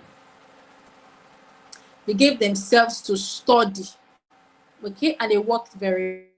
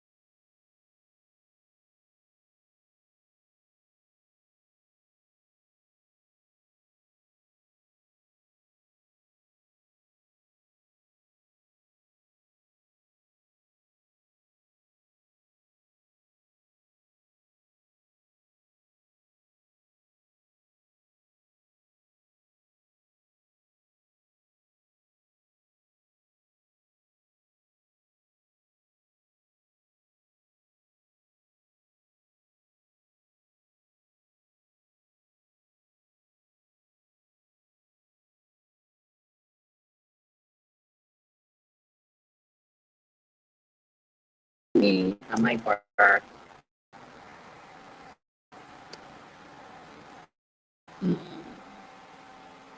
Am I back? I think I am. Apologies for that. Um, please, if you can hear me and see me well, kindly let me know. I think I got disconnected. Please let me know if you can see me and hear me well. Okay. So we are on Issachar, and we said they gave themselves to education, to learning, and they were hardworking people.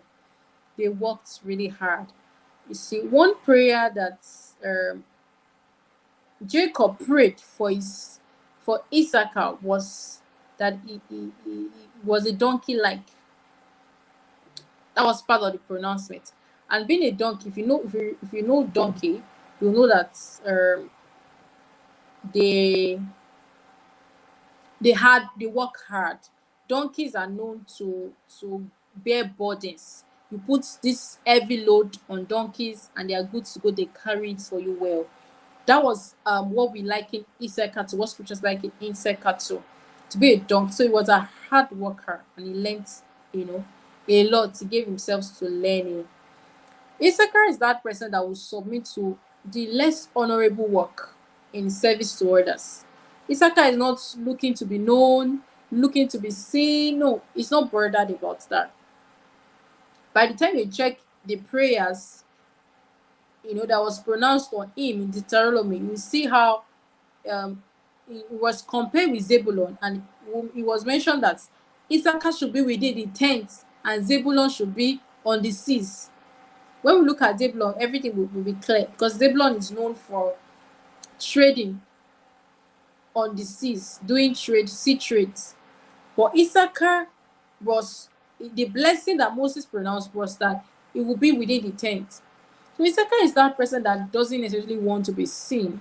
He's just fine and okay where he's learning. He doesn't mind doing dirty jobs. Now they settled in a good land. This tribe settled in a good land. But they bear the burdens of others as slaves. And that's the challenge here. They bore the burdens of others as slaves. Not that they simply bore burdens, but they bore the burdens as slaves. And that's something to ruminate on. You can bear burdens, but not as a slave. Now, why did Issachar have to bear burden as a slave?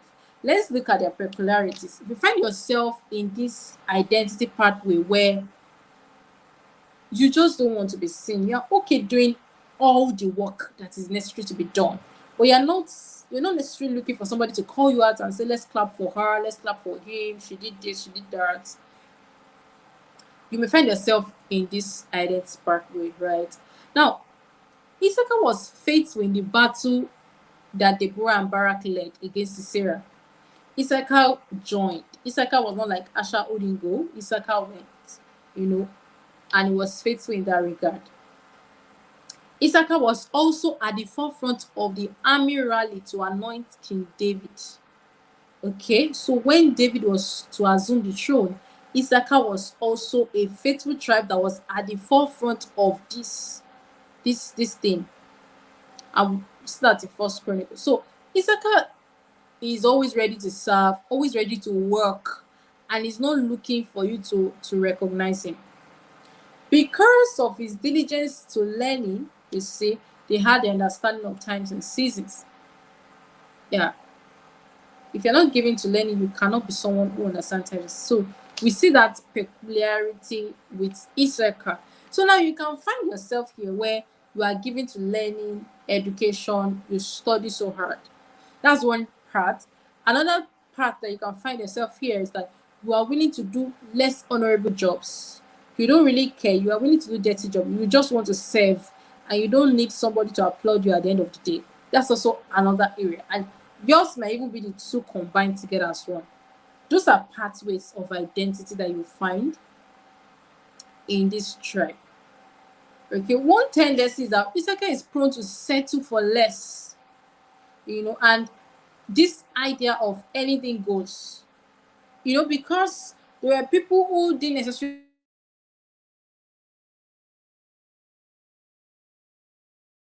needs to do and be fine. He's not looking for you to recognize him anyway. So there is that tendency to go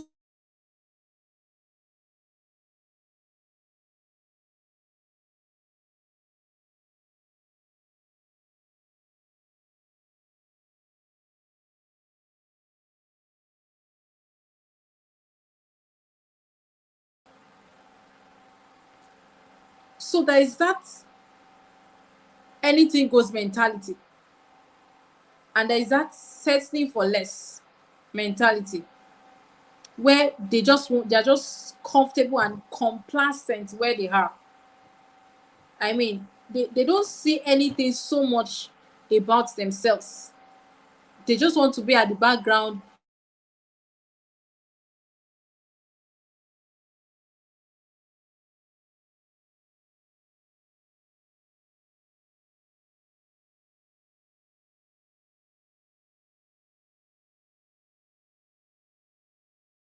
chase the Canaanites from their land. So they subjected themselves to be slaves in their own land.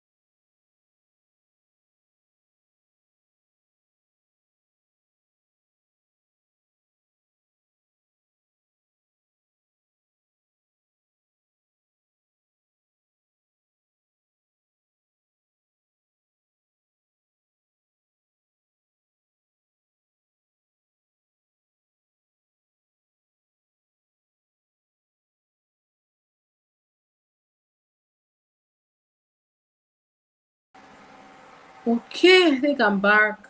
Apologies once again for the network.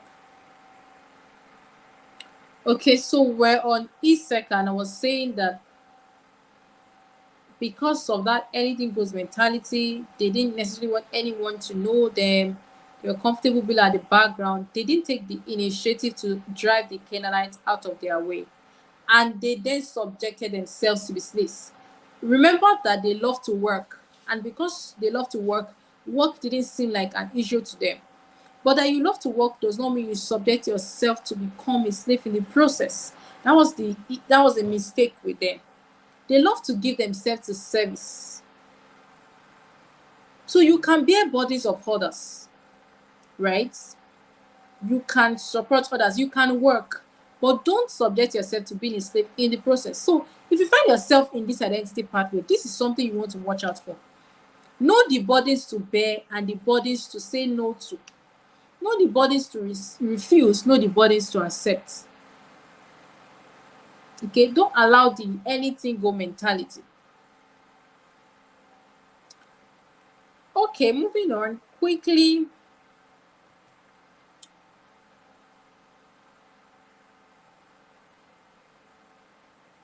We are on Zebulon, right? And Zebulon is the business mogul. That's the tag for Zebulon because he was known for merchandise. Zebulon was known for the marketplace. Okay, commercial negotiations. He was a strong personality, loyal, faithful. He was wealthy as well because he was a merchant. Zebulon was a merchant.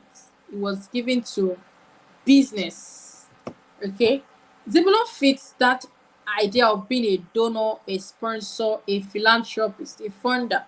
If you find yourself in this space where you find it easy to give in sponsorship, in funding an initiative, in sponsoring people, in being a philanthropist, then you find yourself in this identity pathway as Zebulon. One thing to also know about Zebulon is that he shared a bond, a great one at that, with Issachar. They shared the bond together. When Moses was going to pronounce the blessing in Deuteronomy 3, Moses pronounced the blessing on both of them together. So they shared this bond, and Zebulon was, responsible or took it upon himself to sponsor Issachar's education. Remember, we saw that Issachar was given to much learning and education. So Zebulon was offered scholarship to Issachar. to help his studies. Zebulon, has that peculiarity of being a faithful and loyal follower. Even though wealthy, even though a strong businessman, a philanthropist, he was loyal and faithful. Zebulon supplied the largest number of soldiers to David's army than any other army. Zebulon also joined the fight that Deborah and Barak led against Sisera.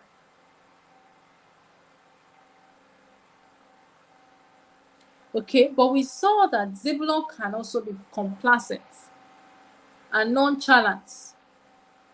If you are in this space, you may find yourself here where you're nonchalant, you are complacent, and you are just there. You are fine, your business is going well, you're wealthy, you are committed, but for yourself, you may not be able to make any other move, any other extra move.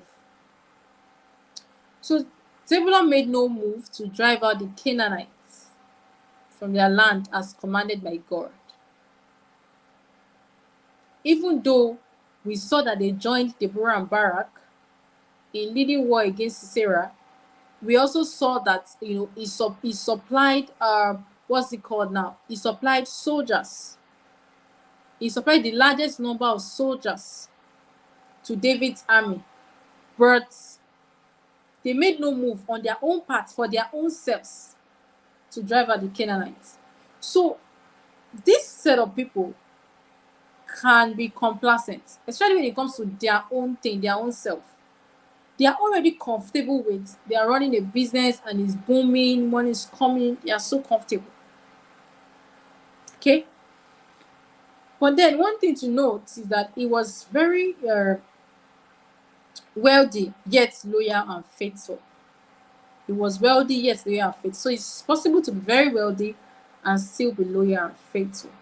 At the same time, Zebulun used his wealth for a just cause. Zebulun used his wealth for a just cause. Zebulun did not, was not squandering his money. He was not wasteful like Asher. Zebulun was able to sponsor Issachar studies. Okay? And then we look at Manasseh. Manasseh is one of the two sons of Joseph. Okay? Manasseh can be characterized with greed, with free will, with covetousness, with faithfulness. A part of, Manasseh's tribe were to settle amidst Ephraim.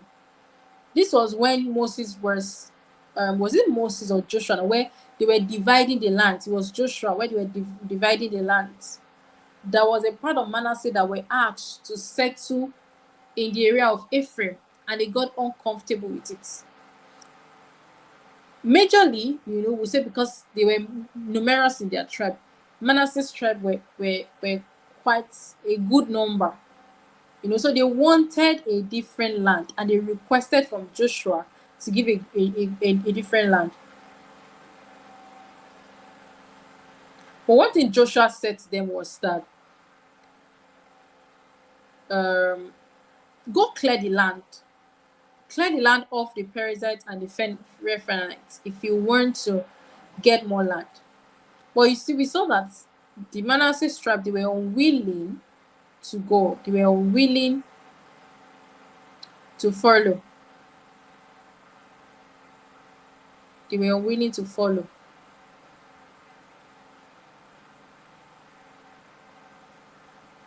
Again, we saw Gideon. Gideon is one of the tribesmen of Manasseh. But he was obedient to the Lord, when the Lord asked him to deliver Israel from the Midianites. Something worth noting here is that when Jacob was to pray for the two sons of Joseph, Manasseh and Ephraim, Jacob, Manasseh was the older brother and Ephraim was the younger brother. But the prayers of Jacob, we saw that Jacob placed his right hand on Ephraim, who was the younger one, and his left hand on Manasseh was the older one. And that is not supposed to be in the real sense. And, Jacob said that the younger will be greater than the older. That's Ephraim, the younger brother, will be greater than Manasseh, the older brother. Now we can see this issue play out, now. That proclamation. Now imagine Joshua now telling Manasseh after some years to say they should settle amidst the Ephraim. More like you're not giving them their own land, but you're giving them a land, amidst Ephraim. It's more like coming face to face with that proclamation, that pronouncement that Jacob made then, that the older, the younger will be greater than the older. So it was in a way justifiable for Manasseh to say, we don't want this land, give us another land. Now this here tells us that sometimes the things we experience in our childhood, the things said to us, the things done in our face, they follow us till old age. I mean, they follow us till we grow up and they manifest themselves. This is a very good example here. We'll see a clear example in Ephraim as we go to Ephraim now. Okay, so Joseph is next here. Joseph was, declared the sufferer. We know how Joseph went through ups and downs, to suffer. Joseph went through ups and downs to suffer. From his brothers being jealous of him, to him being thrown into the pit, to him being sold, to him being lied upon by Potiphar's wife, to him being thrown into the prison. He suffered a lot, but he was an overcomer. Joseph was a strong overcomer. He was a great leader. He had high sense of integrity. He could have said yes to the temptation of Potiphar's wife, but he said no. And that's integrity at play. He had courage and strength in the face of adversity. He had courage and strength in the face of adversity. Okay? And he maintained a close relationship with God. Actually, that was the height of it. He maintained a close relationship with the Lord. He maintained a close relationship with the Lord. We see a few things to learn about Joseph here. Joseph didn't just survive, Joseph actually thrived. Okay, Joseph did not only survive, he thrived. Joseph thrived. Okay, God blessed him greatly, especially because he was in close fellowship with the Lord. Joseph was hated, he was planned against, he was plotted against, yet he was very fruitful. He was very fruitful. Okay, he was very fruitful. He was very fruitful. Again, Joseph actually loved genuinely. Joseph loved genuinely.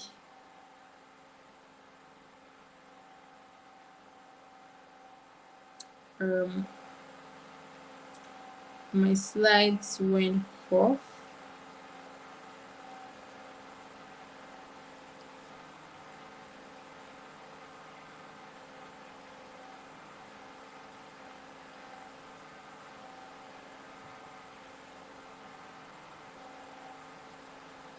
Apologies, please. I'm bringing it up.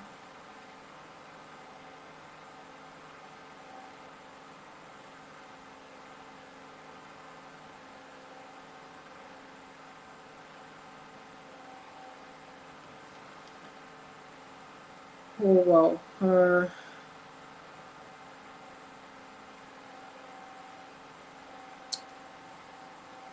Joseph did not repay evil with evil.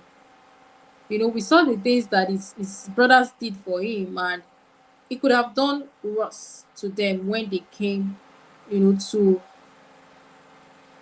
buy food in Egypt. But no, he didn't do that. He didn't do that. And that's something to really learn from. And he also shows his heart for God. One thing to note here, if you have found yourself in this identity pathway, is that sometimes you experience things like this, and you are you are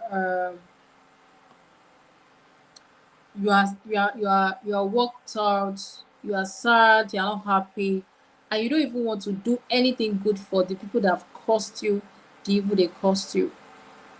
Sometimes you go through tough times, and the people that seems not to be there for you in those times, you are not you see them, and you are having a sense of resentment towards them. Sometimes it happens, but you want to be careful not to be in that place. One of the reasons that we can confirm that God really blessed Joseph was because he didn't repay evil for evil. He did not. And he loved genuinely. Okay? Again, what we see is that Joseph's tribe did not remain a tribe for long. Just like I shared when we started, Jacob made allowance for Joseph's sons to receive full share of inheritance. And he didn't do that for the others. He only did it for Joseph's sons. So that's why we can talk about the tribe of Ephraim and the tribe of Manasseh, because they got their full share of inheritance. Joseph was blessed without double portion of inheritance. Okay?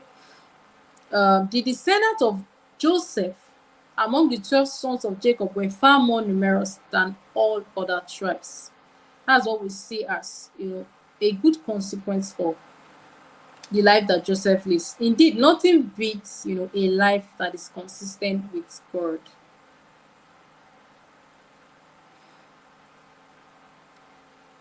And this is the last. I mean, we've come a long way. Ephraim. Ephraim is the second son, the youngest son of Joseph. Okay. The tribe of Ephraim is known as being a warrior, a fighter.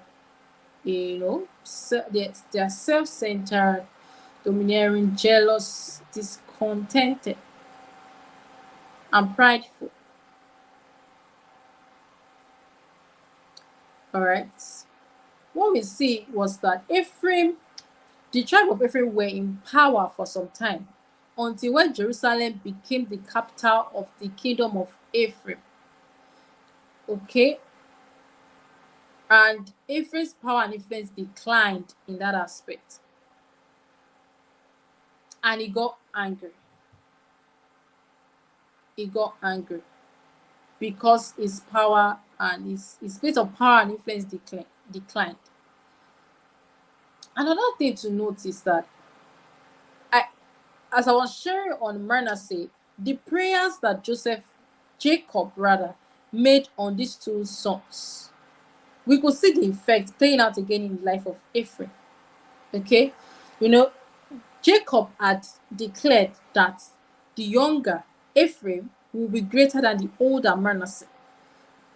And what we see play out in the study of the tribe of Ephraim is that they had this underlying issue to develop, uh, underlying issue that developed into pride in Ephraim. And then there was this strong quest for recognition, and they highly exalted themselves such that they felt they should be called upon every time there is war. They consider themselves to be where things are happening. People should call on them to help them, because they felt that they were just the best, the greatest.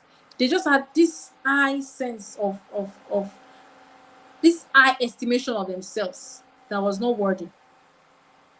How did we eventually see this? You see, it played out when um, the tribe of the tribe of Ephraim got angry when Gideon, didn't call them to help in battling with the Midianites. Okay, so Gideon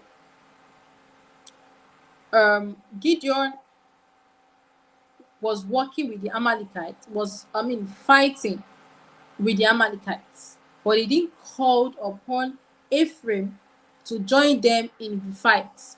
and then they got angry. You can see that in Judges 8 verse 1. They got angry that why did Gideon not call them to join in the battle? Again, it repeated itself with Jephthah. When Jephthah chose to fight the Ammonites without calling on the tribe of Ephraim to be a source of help to them, Ephraim took it up as with anger, and he questioned them to also say, why didn't you call us up to help you? Why should they actually call them up? Is it every time they call you up? They don't have to call you up every time.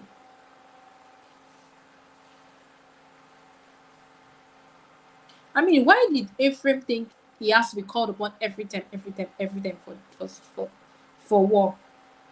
That shows an underlying, pride, arrogance, self-centered, attitude that I heard. And this argument with Jephthah then led to a civil war that occurred between them.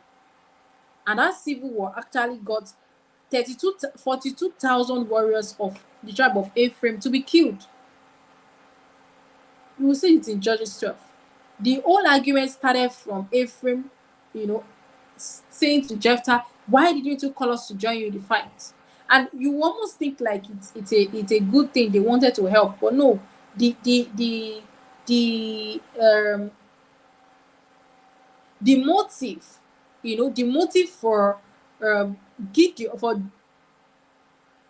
Ephraim, accusing Jephthah of not calling on them was wrong. The motive was wrong, and that led to 42,000 warriors of Ephraim to be killed. Now, this happens when we feel like we are too good, too special. You expect people to call you. They should call you to be the one to handle this. They should call you to be the one to handle that. They should call you to be the one to speak. They want to travel. They want to. This is like an identity playing out here. And you want to be careful if you find yourself here, where you always want to be called upon to handle this, to handle that, to go here, to submit. You want to be the one that, is being called upon. And then you question it when they don't call on you. You wonder why. They don't have to call on you every time. We will not always be in positions of authority and place of power. We will not always be in that place where you are the one that they are being called upon every time, every day. When you are there, manage it well and do it well, with servant leadership attitude. But when you are not there again, then accept it. And if they give you another position that seems like you consider it lower, accept it with grace and humility. The tribe of Ephraim, they didn't make any move to drive out the Canaanites from their own land. But they went to meet Jephthah to say, why did you call us to join us to fight for your people? Imagine that. The same thing they met Gideon. I mean, you had Canaanites in your own land that you were supposed to chase out. You didn't chase them out, but you went to meet Gideon to say, why didn't you call us to join you in the fight? How? You've not even fought the fight you were supposed to fight for your own land, for your own people. But you're accusing Gideon, you're accusing Jephthah of not calling you to fight, to join you, of not calling you to join them in their own fights. You fight your fight first. So we could say that the motive here is a motive of wanting to be seen, wanting to be known, wanting to be called upon to say, oh, he did it, he helped us, he was the one that achieved it. At the end of the day, Ephraim lost his position of power and influence. He also lost 42,000 men to a war that should never have occurred if he was humble. Okay? And so the message here is that any position we find ourselves, we should accept with grace and humility. And we should reckon that you will not always be in a place of position and power. All right, well, we have come to the end of looking at 14 tribes. 14 tribes. I'm sorry that my slides is not more coming up again, and we're rounding up already, so I don't want to bother. Thank you, for being here so far. Wow. Okay, so what's next? Now we have looked at 14 different tribes, and also I'm sure you must have been seeing your own identity pathway in any of this. What is next? Simple thing. Two things basically. Drill down on each peculiarity you have learned, drill down on each tendency, drill down on the characteristics you observe in your own life and say, why is this here? What is causing this? Uh, for example, I already showed Ephraim how that we see the pronouncement of his father coming to play, where his father already declared that he, the younger brother, will be greater than his older brother. And we saw pride playing out. We saw that domineering force and spirit playing out at the end of the day. And we are able to link it to that pronouncement. So you want to drill down to all the peculiarities, the tendencies, the characteristics you observe in your life to say, this one, why is it here?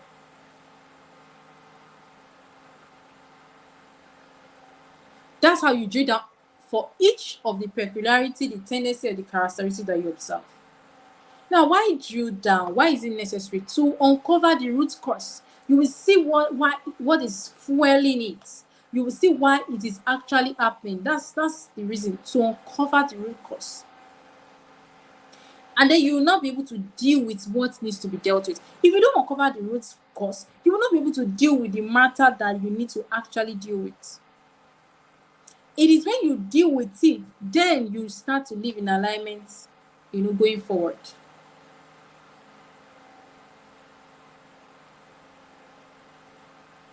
Okay? So drill down, sit with all of these things you have learned, drill down to the ones you are observing in your life and start to ask questions. Why? What is making this happen? Okay? And we have come to the end of this session. It's been a wonderful time. 2 hours, 21 minutes. Wow. It's been a long one. Thank you for being here. And let me quickly introduce YOU Coaching Bootcamp to you. It's a pity that my slide is not coming up. But this drilling down that I just talked about is what we then do when we come into the YOU Coaching Bootcamp. You'll find the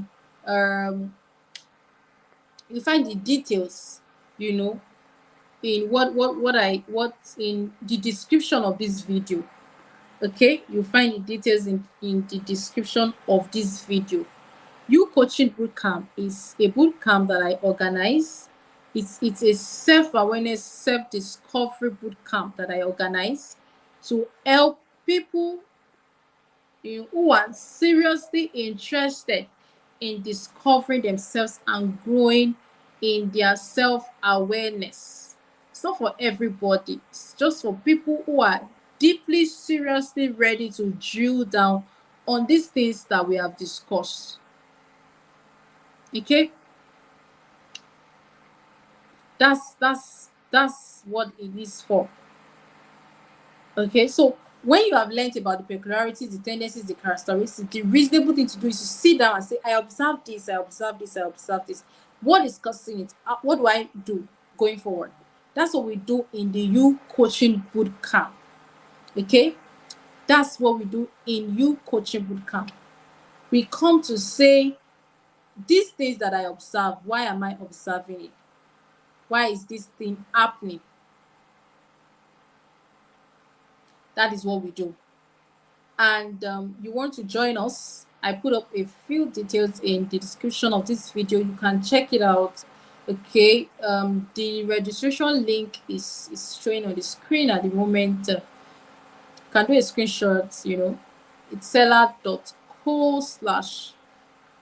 Coaching. This is cohort 3. We've had first cohort, second cohort, and this is cohort 3. It's going to be an amazing time of peeling. You know what I call peeling? I call it peeling intensive, where you are uncovering it layer by layer, layer by layer. Why is this here? Why is this happening? Why am I seeing this? What is happening? What is leading to this? How do I adjust this? That is what we do. Okay, and I invite you to join me on this coaching bootcamp. Those that are past through it will know that it's been a wonderful blessing. All right. I will call it a day here. It's a pity that my slides are not up. I would have shown us a bit about the coaching bootcamp. So it covers daily video trainings on identity discovery and self-awareness, daily assessments, worksheets to help you answer all of these peeling questions. Live coaching course, we get a coaching course like this. There's the complete workbook that I will give you, where when you are done, you have something to refer back to as your self-awareness journey. There's community support as well. All of these things are embedded in the program. All right, and it's a month-long program, 1 month, you know, held virtually. All right. Another thing is there's a bonus that you get to have. The YOU Playbook is a bonus for you. You join us. Details are in the description box. Please do well to check. There are other details there as well about me, how you can connect with me, how you can even grab my free books and let them bless you. Right? Thank you once again. I really do appreciate. I believe, do we have people here? What do you say? What tribe, or if any community, please let's have what tribe resonated with you. I have to run off now, but just let us know what tribe resonated with you from what you listened to, from joining us. What have you learned so far? What has ministered to you? All right. God bless you. Thank you for joining. And I believe this has really, really helped you in your self-awareness journey and self-discovery journey. And we'll call it a night here. It's night here in Nigeria already. This around past 10 p.m. Thank you, everyone. And I will see you again next time. Bye. Bye.